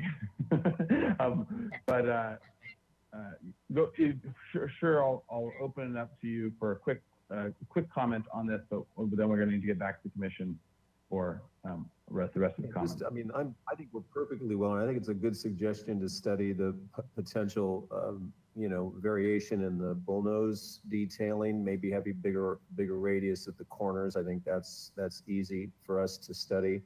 Obviously, changing the location of the fenestrations is what, would be extremely challenging at this point. So I think that's right. I think we want to focus on detailing, and we want to get it right. I just want to remind the commission that we did all agree that this was, this building was intended to reflect, a simple apartment building of the 20s or 30s that would have had a fairly rational breakup of the openings. And we've really tried to focus on the Gutierrez Street elevation as far as creating, more Spanish colonial revival character. Yep. Okay. So back to the commission, and actually looking at those previous drawings was I think informative to me at least. And the point of the awnings I think was good, because I think part of also the rigidity of this elevation that we're looking at is wood get broken up more with sort of more generous or different awnings, and maybe it's in these details that it'll lose some of that Miesian character, and because it has gotten more rigid in terms of from this drawing from last drawing. I think part of it, the verticals aren't broken with the awning pushing out, or there might be other ways in which that could be achieved with breaking a little bit of the Miesian rigor without actually changing the fenestration. But it doesn't sound like that's changing fenestration is what we're talking about. It's more about shifting some of these details to break this up a little bit. All right, other comments? Mr. Chair? Vice Chair House? Well, considering the excellent comments from both Commissioner Uli and Commissioner Mahan, I certainly agree with Commissioner Mahan that this review is about the details, but I also agree with Commissioner Uli that the basic fenestration that ship has sailed. So I am accepting of what it is we're seeing today. But it occurs to me that PDA set that had the awnings under the balconies, that certainly enlivened it. But as I said before, I have a concern with that and how they'll weather. But I think that it would be a great benefit to put awnings over those small rectangular windows, and that would gives some depth, more depth to that surface and more shadow character and a pop of color. So I would certainly support awnings on some or all of those small windows. Not necessarily Okay. one on the west Yeah, facade. yeah. Just So I'm making the comment to study the awnings in variation on the smaller windows. I think that's supportable, Mr. Chair.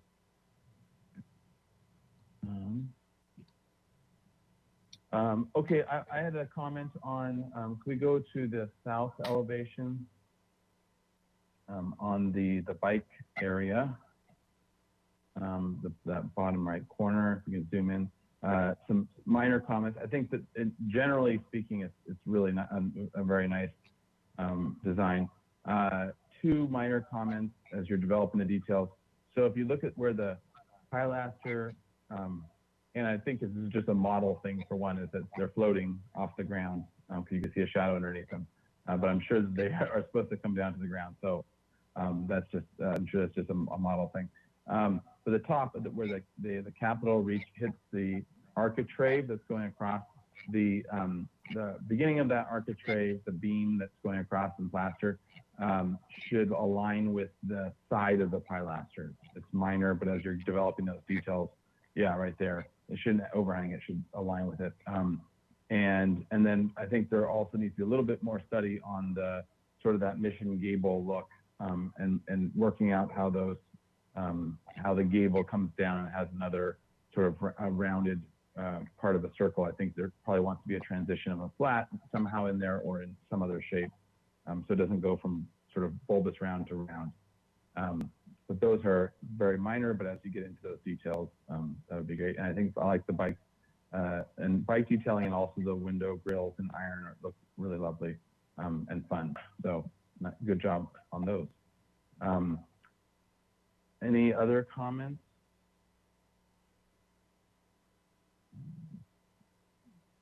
All right.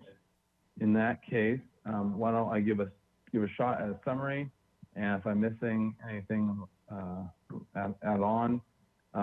So the first comment is thank you for coming to us in progress, and so the following comments are part of the guidance, but knowing that we're going to be continuing to review more details as they are developed and as any design changes happen.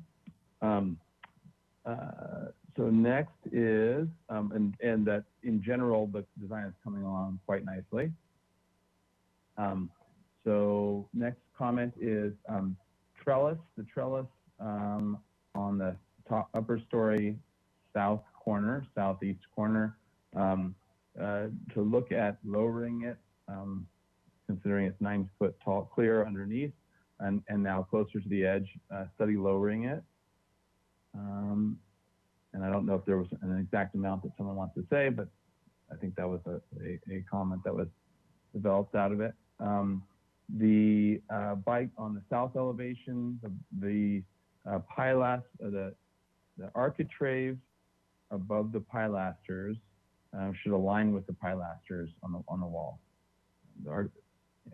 And then to also study the mission gable over the door of the bike entrance. And then, was there anything else on these elevations that we wanted to add to? Mr. Chair, I think you made a comment about the column base at that bike needs to hit. Oh yeah, and that the base of the pilaster should extend down to the ground at that bike entry. Okay, if we go, let's see, if we go to let's go to the next elevation. Yeah, if we can zoom in here, maybe let's go to the lower one, because we talked more about that than anything else. So first, as a general comment, to look at changing bullnose size throughout the building, with the larger masses that extend down to the ground having larger bullnoses, and the smaller openings or masses having smaller bowl notices. So adjusting the bowl notice size per different locations. On this west elevation, to restudy some of the details of the west elevation, including awnings on the upper floor, the top floor, and awnings on some of the smaller windows to provide a more interesting breakups and less rigidity in the grid of the wall grid. Let's see. There was, can we go to, I have window detail, window detail K2. I can't remember which detail sheet it was on, but it was, yeah, there we go. So on detail K2, to adjust to have full plaster wrap at windowsill and not use foam, the foam as a support for the windowsill. And let's see. I did want to take a look at the iron balcony as well, the detail that you showed before, and that we zoomed into. I can't remember which one it was, but yeah, this one's perfect. It's not, maybe it's more just a suggestion to take a look at a potential, whether extending that bracket would feel a little more structural and a little more visually supporting, seeing as how it's only getting to halfway. It's not totally necessary, but as a potential item of study, especially considering you have so many of them, maybe either a variety of brackets or the bracket extending a little further out to help to act as a structural support a little more clearly or better as you are developing these details. Okay, and then any other notes to add? I'll throw one in there because I know Commissioner Lenvik will probably be wanting this in the next rounds anyways. The studies of mechanical equipment and looking at both where things are exhausting and also making sure that views of mechanical are all hidden from street, etc. So making sure that your sections are showing wherever the mechanical is finally landing, making sure that it's screened, etc., and that the venting is being shown and being looked at as part of the strategy. Did I capture your spirit, Commissioner Lenvik? Yes, you did. I think we're concerned about double check valves. We're concerned about electrical transformers. We're concerned about all that mechanical and electrical stuff that somehow never gets on the exterior elevations of a building, whether it's vents from the dryer going through the walls or whatever. Those are all things we would like to make sure are dealt with, and I think you've covered it with the broad spectrum of mechanical, electrical. Okay. Mr. Chair, I would add. Commissioner Uli, and then I wasn't sure if I heard Vice Chair House or not, but Commissioner Uli? you did, but I'll wait. You did. He and I are bantering back and forth for first and seconds. I would add a comment about the Juliet balcony, that the anchor at the rail should be buried in the plaster and not visible. Okay, good point. Yeah. Mr. Chair. And so that's clear as to what, just to confirm, if you can circle on the screen on the upper, you're talking about just the top rail, right above the top rail, the little part where it's just like turned and bolted to the wall. Yeah, right there. Anchored, I think a more traditional detail is that's buried in the plaster. You don't see it. Yeah, you don't see it. And in front elevation, you're seeing it pop up. Yep, good point. Okay, Vice Chair House? You mentioned dryer vents, and unless every unit has its own laundry, which I kind of doubt, but certainly there would be far more bathroom vents and kitchen vents than laundry, I would suspect. So that especially is something that needs to not be expressed in the exterior walls, but taken up to the roof somehow.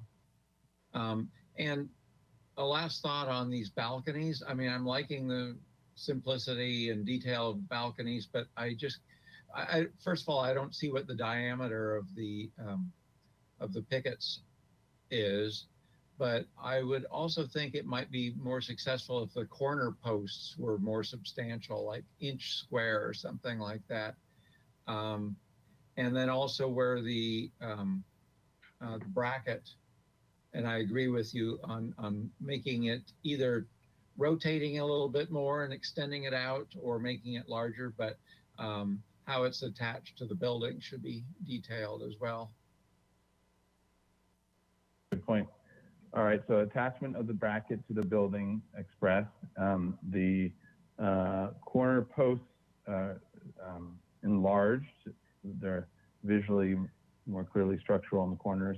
And then it was already said with the attachment back to the wall to be hidden. So, okay, good. And then, and of course, sizes for pickets and everything else as things develop. All right. And anything else, any other comments to add to this? Oh, and that Vice Chair House said the all mechanical, just clarifying that all mechanical exhaust, how it's being handled, and with obviously with the elevations, and especially the primary elevations being the most sensitive to not having a bunch of vents popping out all over the place. Okay, any other comments to add? All right, in that case, I'll look for, this is not for any additional stuff, it's just in progress review, so it'd be a motion to continue with those comments. So moved. Second. All right, motion by Vice Chair House, second by Commissioner Uli. Under discussion, any more discussion?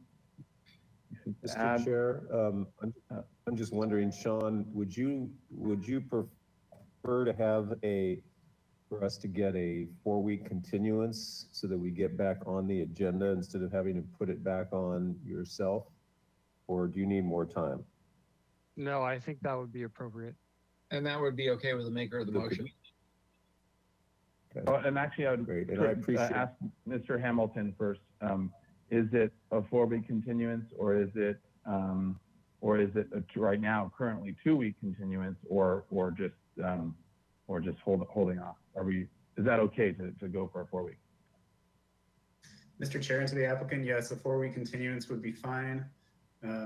If it works for the applicant, then I can schedule it on the meeting 4 weeks from now. Okay.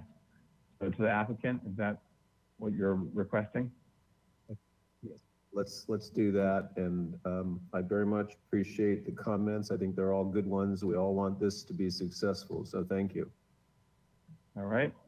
So to the maker of the motion, is that change good for you? The 4-week continuance? Right. And the seconder? Yes. All right. Okay, under discussion, any more discussion? All right, in that case, let's have a roll call vote. All right, thank you. I'll go ahead and start with Commissioner Jordan. Yes. Commissioner Mahan.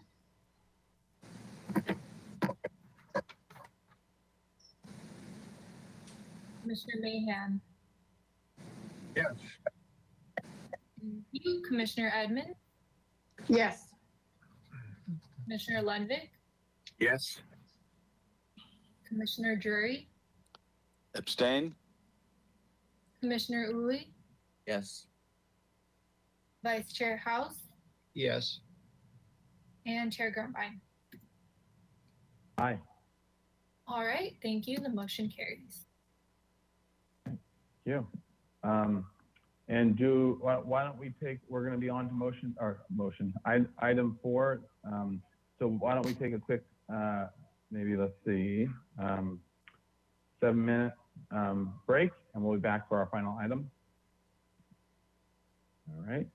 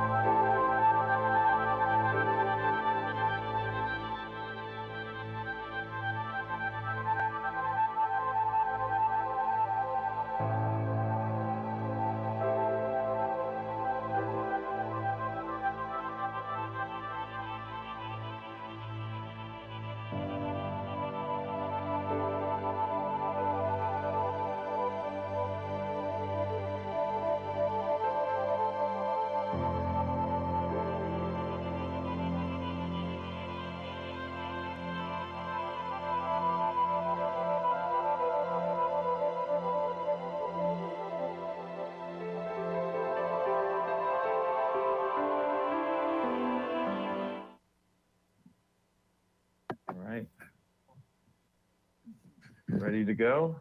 Reconvening Historic Landmarks Commission.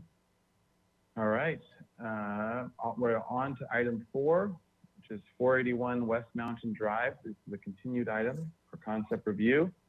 There's a series of 7 existing cottages constructed in 1947, listed in the Historic Resources Inventory. A single residential zone site is developed with 7 dwelling units, 469 to 493 West Mountain Drive, and various accessory structures on one 4.59 acre lot, and is non-conforming to residential density. The project seeks approval of as-built and proposed new residential remodels, additions, and as-built and proposed new accessory buildings. The project requests a lot area modification and a setback modification. This is for concept review. No final appealable action will be made at this hearing. The Commission's general comments on the project compatibility findings, lot area modification, and setback modification are requested. The project was last reviewed on August 4th, 2021. All right, and Mr. Hamilton. Oh, we got some reverb. Still have reverb. Got some reverb. Ms. Ellis, Reverb. Ms. Ellis, the reverb I can- coming from your end there. So if you have 2 sets of speakers on, maybe turn one of them off and that should solve the problem. All right, let's try that. All right, much better. Thank you.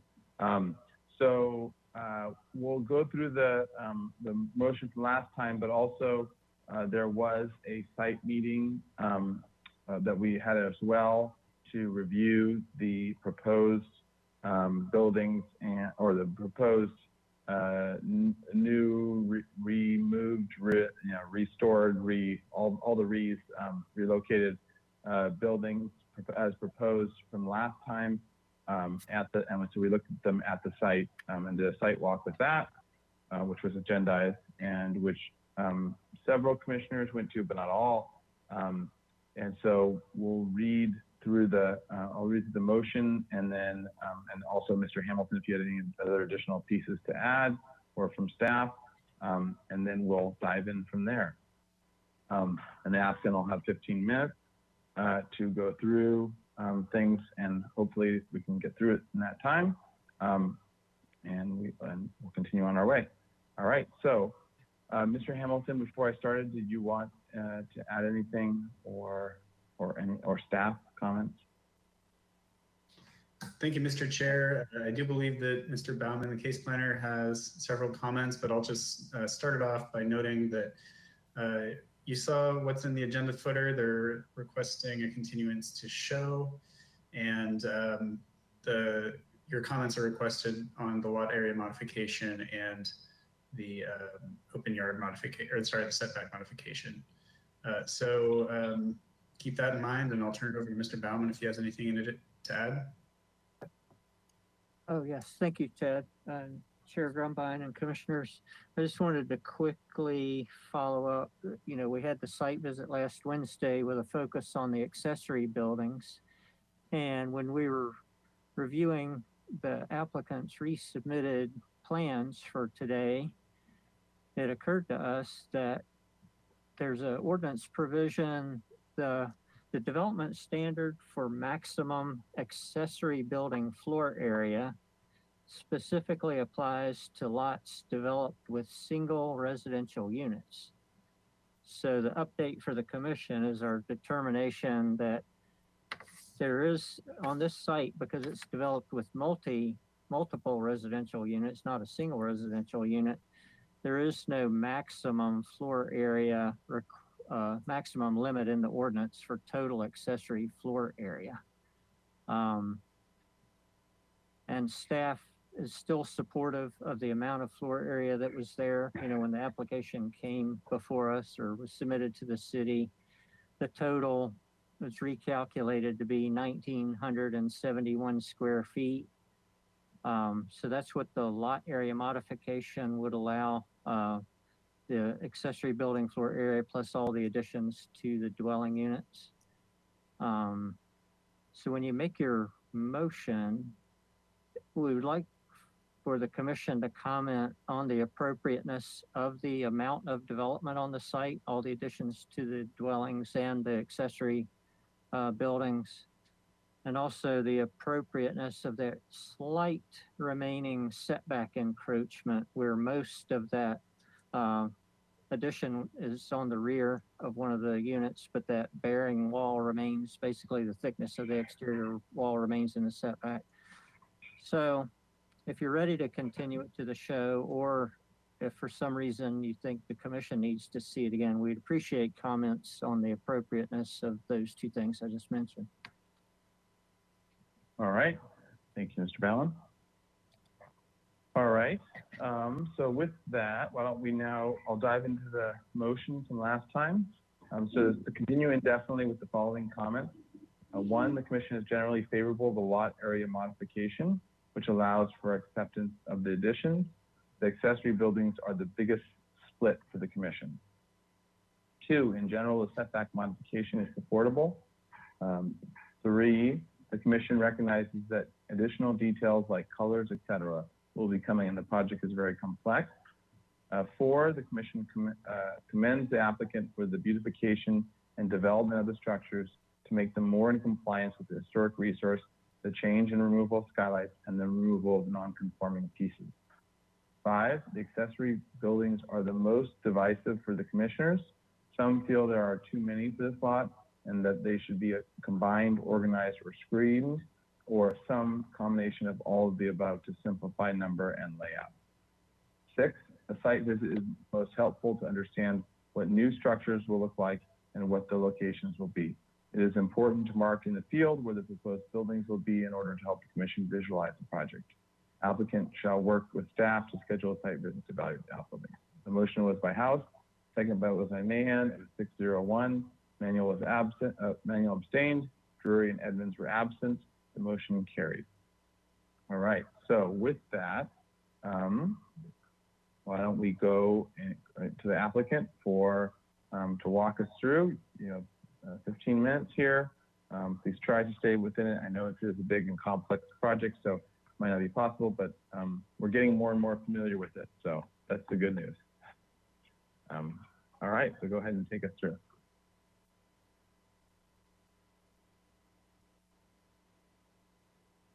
You're muted, Ms. Elledge. Am I unmuted now? Yep, now you're good. Thank you. Good afternoon, Mr. Chair and Commissioners.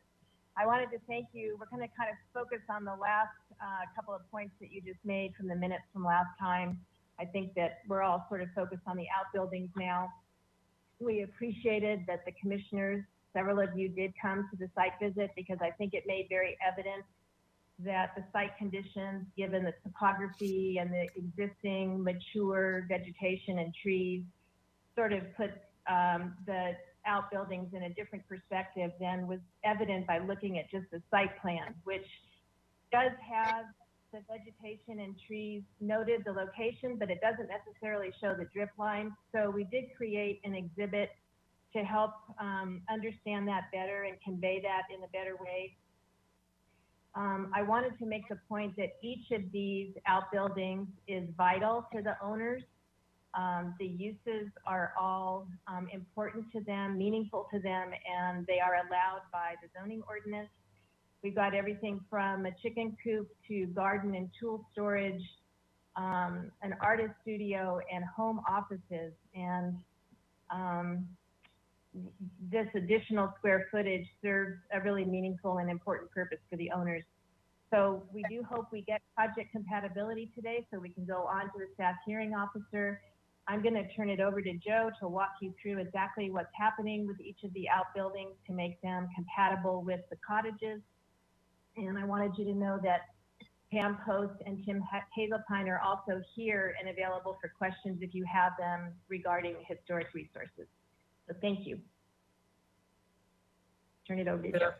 Right. Good afternoon, commissioners. My name is Joe Androlitis with Androlitis Mixon Architects. And so I'm going to walk you through a similar walkthrough that we did on site. Appreciate the commissioners that did attend the site visit last week. I think there was 3 of you and Steve showed up at the end. So if you recall, and we can stay on the sheet to begin, I walked you all to the driveway that enters the site. And at the intersection of that driveway and the first residence at 493, we all stood there. And I asked all of you to look towards the west and tell me how many buildings you could see. And I think we all concluded that we only saw one. So that I pointed that out because I think this plan doesn't accurately depict the amount of vegetation that is on the site. As Suzanne mentioned, the trees are located, but the drip line is not. So what you'll see if we go to the next sheet, I overlaid our aerial, kind of illustrating the extent of the drip lines where some of these trees are located on the survey. And you can see that there's quite a big difference between the outline of the tree on the survey versus the actual drip line on the site. So I just want to keep that in mind when we're proceeding with the layout. So if we go back one sheet again. I think there was some confusion about which were outbuildings and the graphics on the sheet weren't quite clear. So what I did was I outlined in bold red lines all the outbuildings located on the site. And then in green are proposed landscape areas, and I'll go over that when I go over each individual outbuilding. So let's start, I'm going to start on the west side and move to the east. So if you can go to page 29.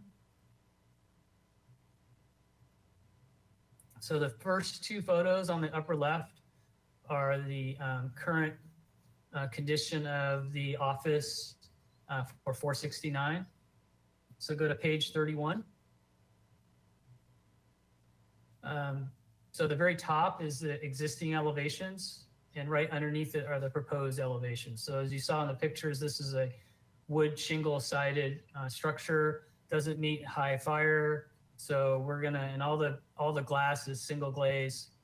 So we're gonna plaster the building, put new windows in, and then put a two-piece tile roof on top. The shape and configuration and location of the outbuilding is to remain.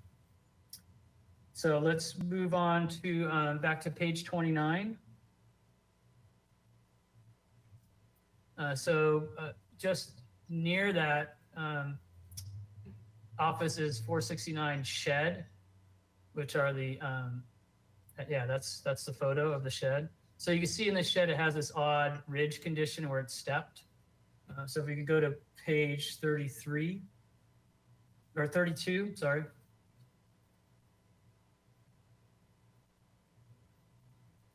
Sorry, back one more, 31.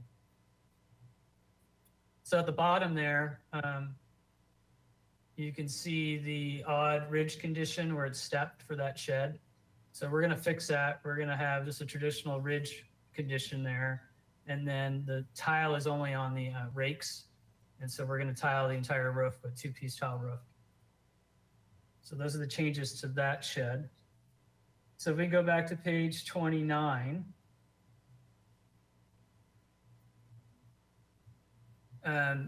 zoom in on the art studio. So this is the existing art studio, and if you recall looking at that, there were several trees surrounding that art studio. So if you go back to page 6, and if you can zoom in on the art studio, you can see the drip line of all the several trees kind of surrounding that art studio from the east. So go back to page 32. So the art studio is up top, and that's just to remain as is. The only thing that some of the commissioners may have noticed on site is that the building's already been painted to match the house. So back to page 29. So if we zoom in on the last 473 shed number 1 and 2, it's a It's the third row on the third column. So we have this shed, it's two sheds that are kind of connected with this roof. So that's the existing condition. So if we go to page 32. So that middle row of elevation is showing the existing condition. And then we're going to remove one of those sheds. And then the remaining shed will stay in place, and then it'll get re-roofed so we can put two-piece tile roof on it. So that is that shed. So if we go to page 30, upper left corner, the two photos, this is kind of a laundry area that's tucked in the back corner. Like 2/3 of this building is in the setback, so that's going to get chopped and the roof's going to get lowered. So if we go to page 33, so up top, the top elevation shows the extent of the laundry room and with the surrounding site walls and the trellis attached to it. Down below, you can see how it substantially is getting reduced, the roof's getting lowered, and then we're putting two-piece tile roof on it. And then there'll be just simple doors on the backside to access the laundry. Back to page 30. You can zoom in on the, yeah, there we go. So this shed that's out there right now is going to be completely removed and rebuilt in a different location. So if we go to page 5.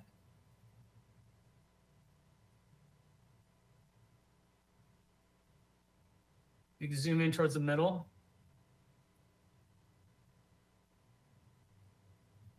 On kind of the left side, you can see where it says demolish existing 477 and shed and rebuild at new location. So go back to page 33. At the bottom, existing shed on the top, proposed shed on the bottom, and the new location.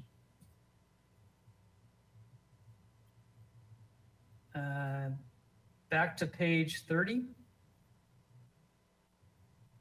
We go to the middle, exactly. This is the shed for 481. This shed is just going to remain as it is. And if we go back to page 5, if you can zoom in on that shed location, we are proposing, the owner's already proposing a new fruit tree at that location. If we go to the next page,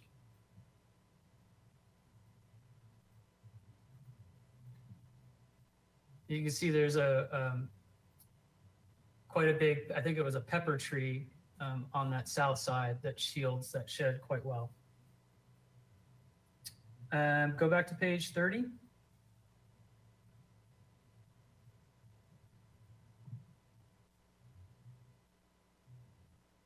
So this is the office that is right next to the existing residence. So if we go to page 34,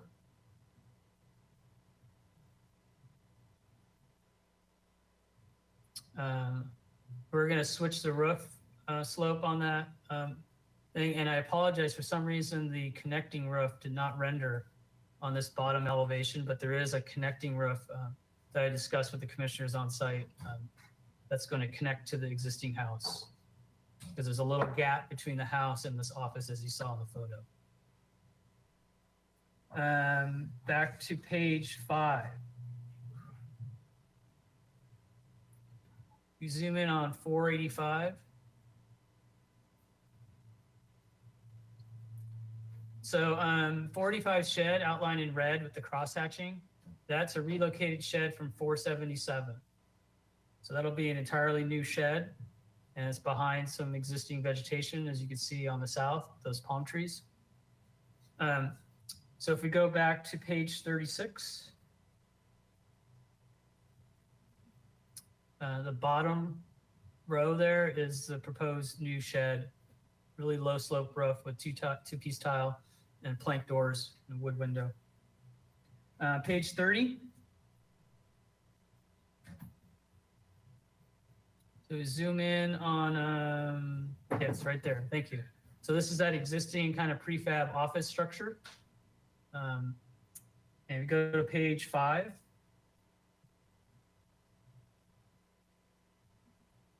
we zoom in there, you can see where it's located. That office is located on a pretty significant, underneath a tree. Most of it is. You can't see it in this survey, but if you go to the next sheet, you can kind of see the canopy of the tree that it's sitting under. You can see it's quite large. And then we're proposing a hedge on the southwest and southeast side. So if we can go to page 34. So the bottom two rows show the existing condition and then the proposed. So we're going to plaster the walls, remove the trim, and re-roof it with two-piece tile roof. If we go back to page 30. Shed number 1. That's the existing condition. And then if we zoom out a little bit, I'm just going to show the office too in this location. It's kind of hard to see. So the last two photos, there's an office right adjacent to this house. Page 35, please.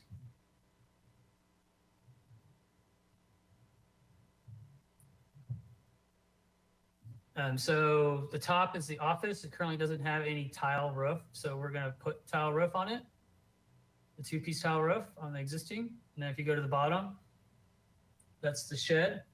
It only has tile on the rakes. So we're going to infill the rest of the roof with two-piece tile roof.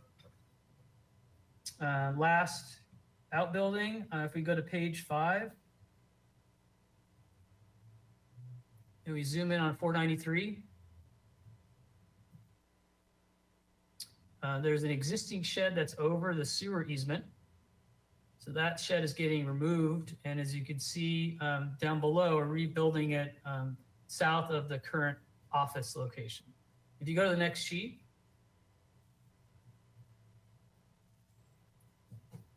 this whole property is shielded by a large head. If you can go move down a little bit. There's a large hedge that goes pretty much the length in front of this building or this property that prevents you from even seeing the outbuilding, let alone the house. So there's not really any visible connection from the road. So if we go last page, 36. Look at the top, that would be the proposed design for that little shed. Just a simple plaster building with two-piece tile roof and French doors and a wood window. So like with 10 seconds left, I am concluding my presentation. Thank you. Well done. All right. So with that, let's go to public comments on this. Any member of the public wishing to comment on this item, please click on the green arrow hand icon, follow the instructions on the screen, and you'll get 2 minutes to speak. Thank you, Mr. Chair. And if you're attending by webinar, please follow the instructions on screen to provide verbal public comment. And Ms. Tarnowska, did we receive any written correspondence related to this item? Thank you, Mr. Hamilton and commissioners. No public comment was received. Thank you. Okay, thank you. And I see about 5 members of the public attending, but no hands raised at this time. Again, if you do wish to give public comment, please click the hand icon on your control panel. All right, seeing no hands raised, Mr. Chair and Commissioners, back to you. Great, thank you. All right, so to the commission we'll close public comment, and to the commission for questions about the project. Commissioner Lenvick. I have a question for Mr. Baumann.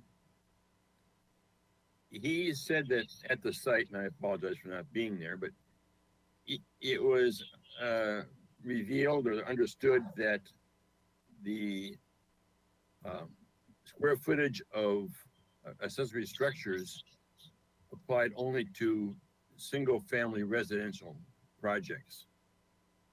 Is that correct?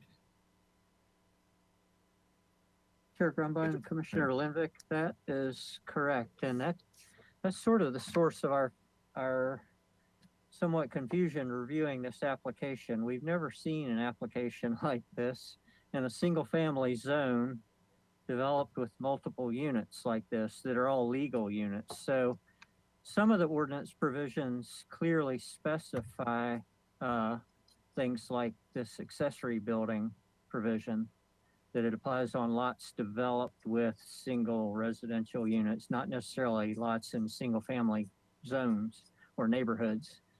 So let me ask you a question. You've made the assumption that because this is multi-family residential, that it has unlimited ability to put accessory structure square footage on? I mean, how can you, if there's no mention of it in the ordinance, how can you make the assumption it can be unlimited as opposed to none? Well, there's no development standard limiting that, which makes sense if you think about typical multi-residential development like apartment buildings and such.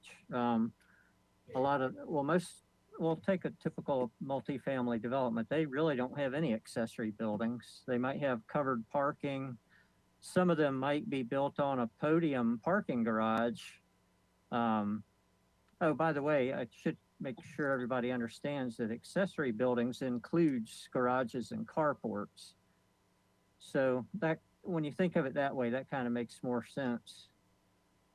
When you figure typically this limitation on accessory floor area would include covered parking. It makes sense to the point where you say, well, if there's no reference to it, does that mean it automatically has unlimited? As opposed to if there's no reference to it in the ordinance, it gets nothing. I mean, I'm asking a curious question. Yeah, it's just not regulated. There's no maximum applicable to it. Thank you. You're welcome. All right. And actually, let me follow that line of thinking, because if it was the opposite and it was nothing, then you couldn't have a carport or parking structure. Is that correct? Because then if you said there was because Mr. Lendick was saying, well, if it's not regulated, why is it not to be said that it's just, you're not allowed to have any? And if that was true, then you couldn't even have carports or garages. Is that correct? Well, if that was true, that would be correct. Yeah, okay. I'm just trying to try to think. That would be a freestanding. That'd be a freestanding carport or garage, not an attached carport or garage. And this development originally had attached carport garages, attached garages. So So is there? Okay, I think I get it now. I just want to try to understand the pieces of how it, because this is the first time I've ever seen anything like this. So. And Chair Grumbine, if I might take that a step forward to put that in the context of how that works with the lot area modification. Because this property, it's single family zone property that's legally non-conforming to the number of units. The lot area modification is the vehicle we're using to permit all these additions that have been done. And when that lot area modification gets approved, that will permit what is proposed with that submittal. In this case, this 1,971 square feet of accessory buildings, that will be the approved permitted amount with the modification. So that'll be the limit. Why couldn't they come back and ask for a lot more? Because there's no limit in the ordinance. Because that would be the limitation that was imposed with the lot area modification approval. So in other words, they could come back later, but they would need another lot area modification process to actually get anything else. Is that correct? That's correct. And that's one reason I asked if you could please make comments on the appropriateness of the amount of accessory floor area. There's an ordinance provision that limits square footage when a lot is non-conforming to density. But one thing we'll be considering when we start preparing the staff report for the staff hearing officer is if we need to add additional conditions of approval for any other kind of limitations. So that could be a possibility too. We may not need any conditions of approval related to that, but that's something that we can consider. Okay. Mr. Chair? Vice Chair House and then Commissioner Jordan. I just wanted to get clear before this multifamily and possibly unlimited accessory area came to light.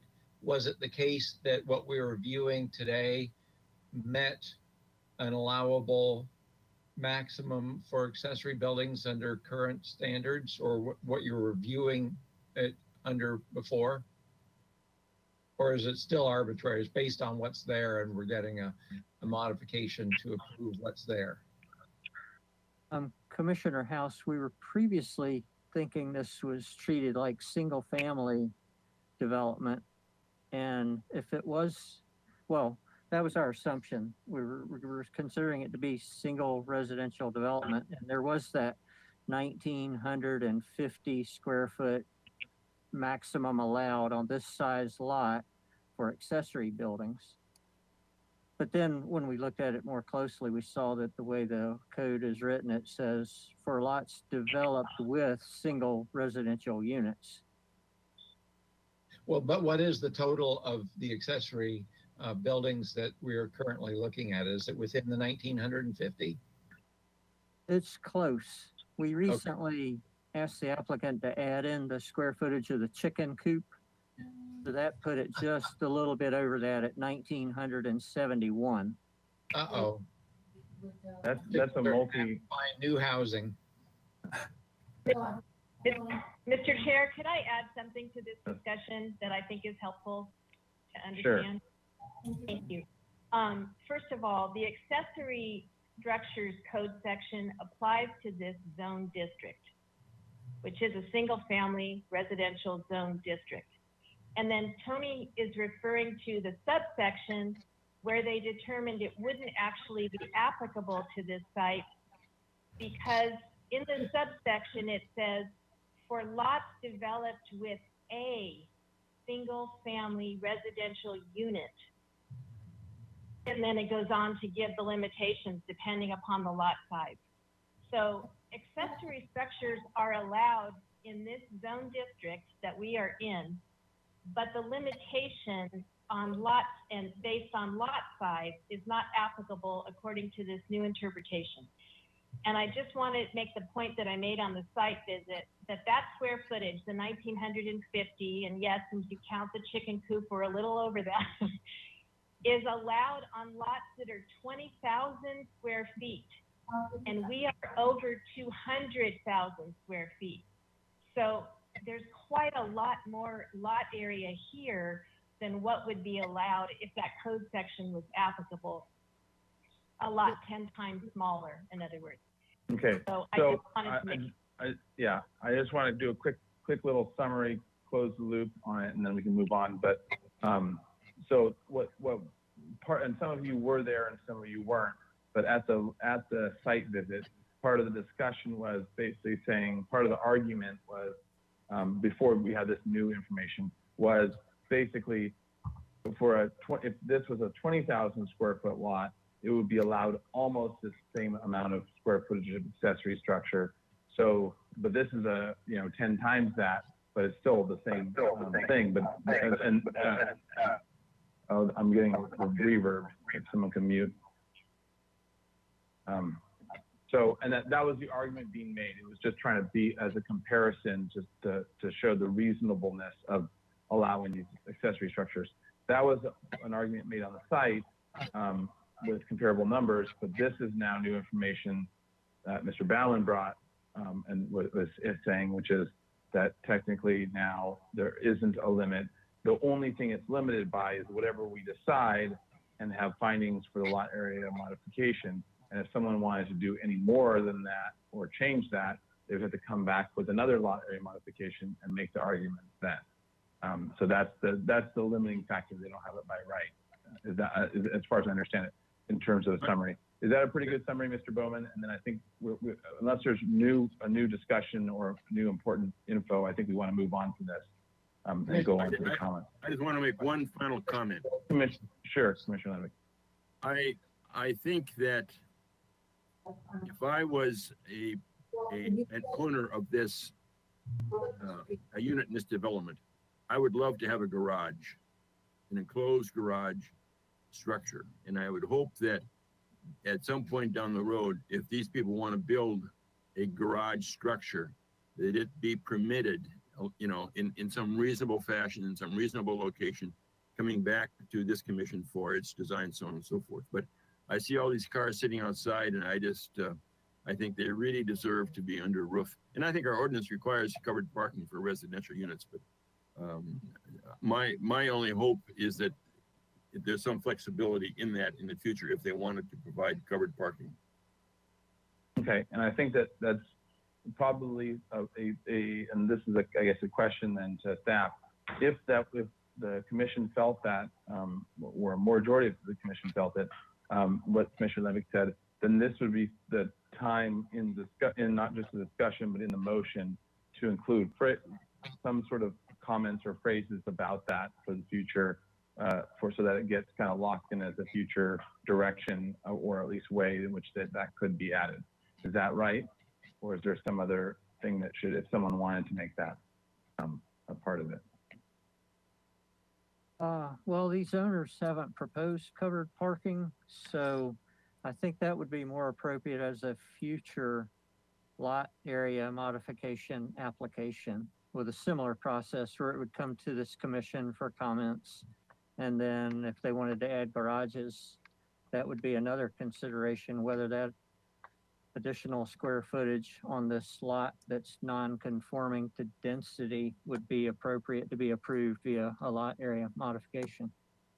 And that would be, no matter what, that's going to be the process in the future for adding anything to this lot, right?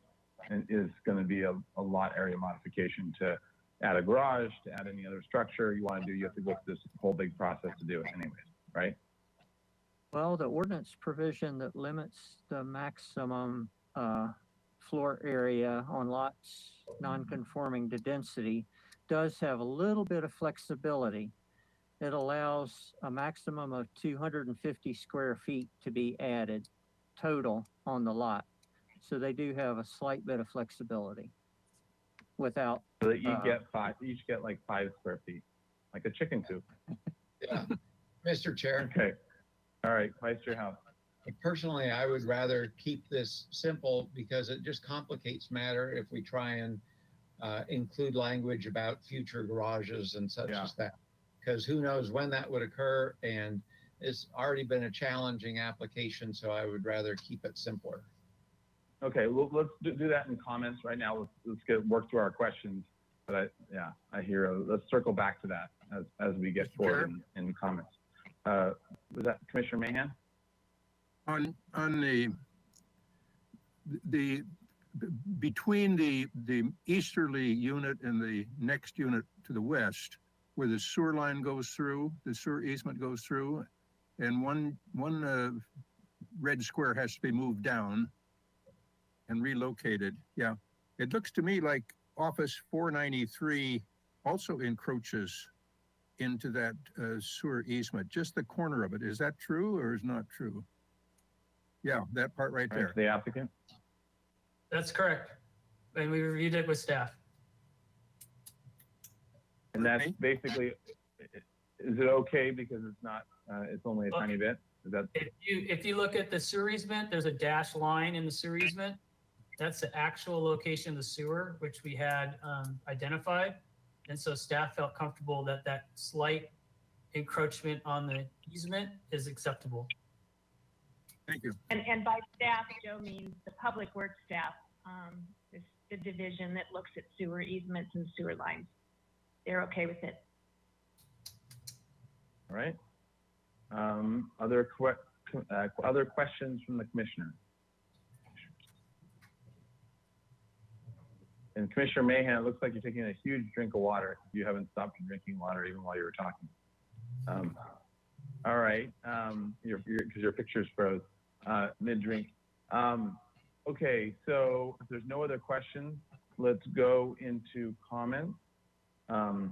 So this is for comments only, correct? And then specifically on the lot area, let's see, I guess can you refresh us on what you would like us to weigh in on, Mr.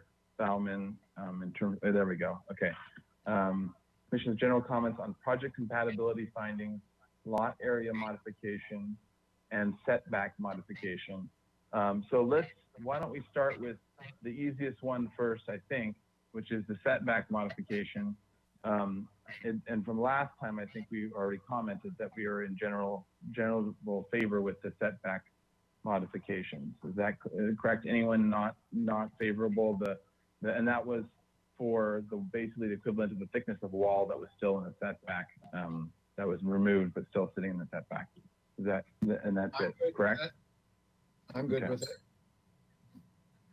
All right. Anyone not good with it?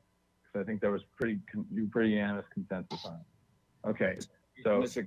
Just yeah, to be Commissioner clear, Uli, that's 473 that we're talking about. good point to get. Let's be clear on it. I Can you think zoom that- in there?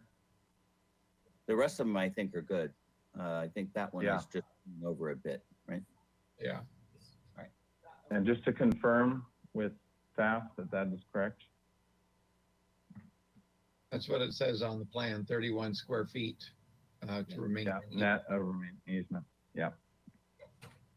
Okay. I think that's acceptable. As, Okay. as well as the aforementioned shed hanging over the easement, even though it's not in a setback, but it's hanging over the line nonetheless. Yeah. Agreed. All right. Anyone not agree with those? Okay. All right. All right. Let's go into if we can go back to our opening screen. And so we've gotten through the first one. So to the, we'll go save project compatibility findings for last.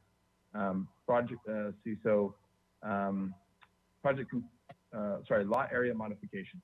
So who wants to throw their comments in first on the lot area modification discussion? Mr. Chair. Vice Chair House. I would say it's a unique project, and the applicant has worked hard to integrate and find a happy solution that hopefully is this commission. And I don't know exactly how the neighbors feel about all of this, but I think given all the constraints, I think that I am supportive of the lot area modification. And I also am supportive of it because the total square footage is plus or minus what would be allowed if this was a single family development. So I think for those reasons, affordable. Mr. Chair. All right, Commissioner Uli.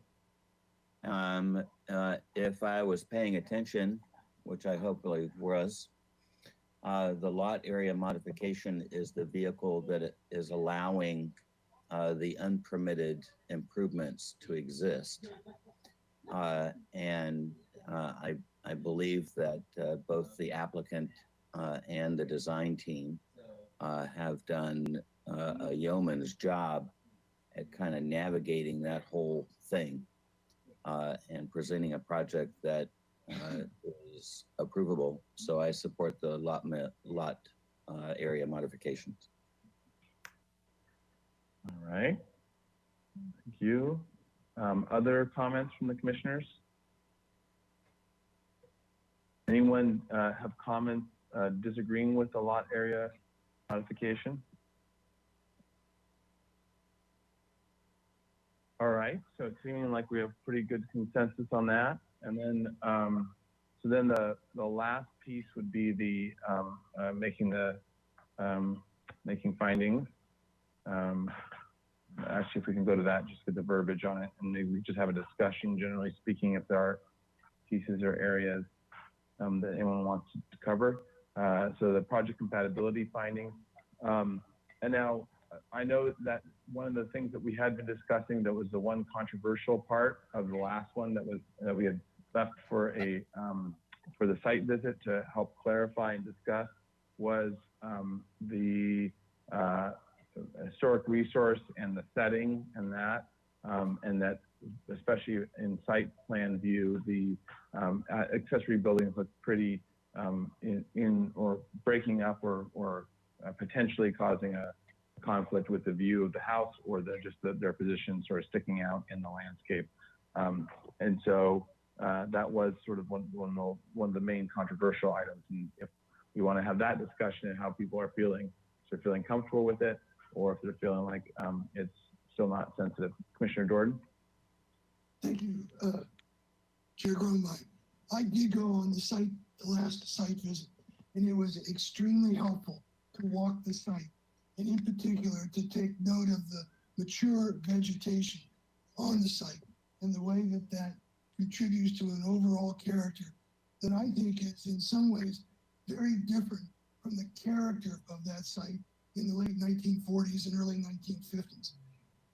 I'm very comfortable with, and I find that the applicant's presentation very persuasive, because I think that they're bringing the outbuildings into some compatible character with the existing buildings and with the existing mature vegetation. So I'm very supportive. Mr. Chair, All right. Thank you, Commissioner Jordan. Vice Chair House. I agree 100%. Well, that was easy. Yes. Not even 99. Commissioner Uli? With respect to compatibility in number 4, I think my opinion of this has been well documented. It's a challenge for me to be able to say it's sensitive to landmarks and resources, because I don't believe there are any. So I suppose in that regard, they're very sensitive to it. Notwithstanding all of that, let me reiterate how pleasant it is that the applicant's team and owners have crafted this solution to bring this whole thing to a resolution. So I'm just challenged by its historic designation. Thank you, Commissioner Uli. Commissioner Lenvik? Yes, I find that the project is very appropriate to its siting, and there are no adjacent landmarks or historic resources nearby. I don't believe any public views are being obstructed, and I think the use of the open space, placement of the buildings and such is, from day one, was appropriate. So I have no problem making the compatibility findings, and I find that the architect's solutions to improving the accessory structures is well done, and I have no objection to what they're proposing to do, what they're proposing to keep, and the method that they're going to use to make them, fit into the current developed property. So I'm all for it. Thank you. All right, and that was almost a full motion, so I'll come back to you in a second if there's, unless there's any additional discussion. Any other comments by the other Mr. Chair? Discussion, Mr. Chair? Commissioner Mahan?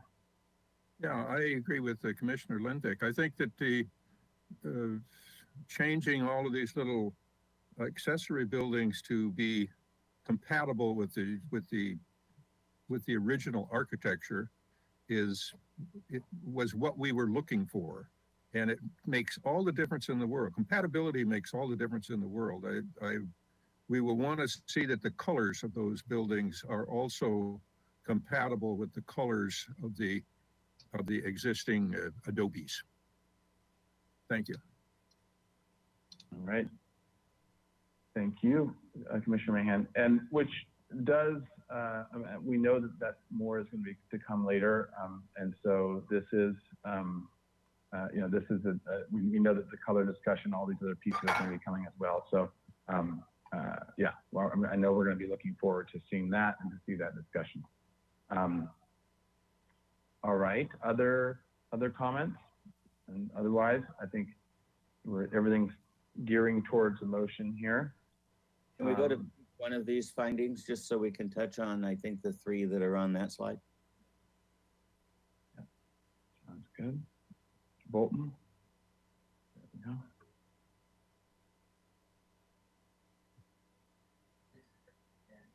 go. Okay, so, well, it's sounding like along those 3 things, with the setback modification, and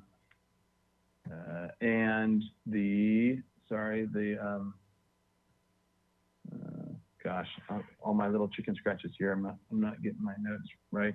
I guess we can start with the project compatibility findings in the motion and then go into the setback modification and then the lot area modification. Yes. Chair, I'm prepared to make a motion. And I Okay, believe that Michelle. our motion is it all right? Yes, please. I believe that our motion is really giving our opinion to the staff who will be doing some actual determinations on various other lot improvements. So my motion would be that we are prepared at such time as it's appropriate to make project compatibility findings. We support the lot area modification, and we feel that the single setback modification on building 473, I believe, is also appropriate. And further, that we, for the benefit of the applicant, that we find that the architectural improvements, modifications, or changes to the accessory structures is acceptable to us in concept form. Second. All right, I think that's, all right. I think I heard Commissioner Uli second it. So motion by Commissioner Lendick, second by Commissioner Uli, under discussion. And I'll go to staff for real fast. Is this motion giving you what you need for going forward to the next step? And is this adequate? Does this cover all the bases? Chair Grumbine, just a clarification or confirmation that it's continued indefinitely to the staff hearing officer and return to the full board of the HLC. All right, with those changes, Commissioner Lendick, or additions? Yes, I'm for indefinite continuance until the staff hearing officer has acted on the project, and after that time, it will come back to us for the normal approval process for projects.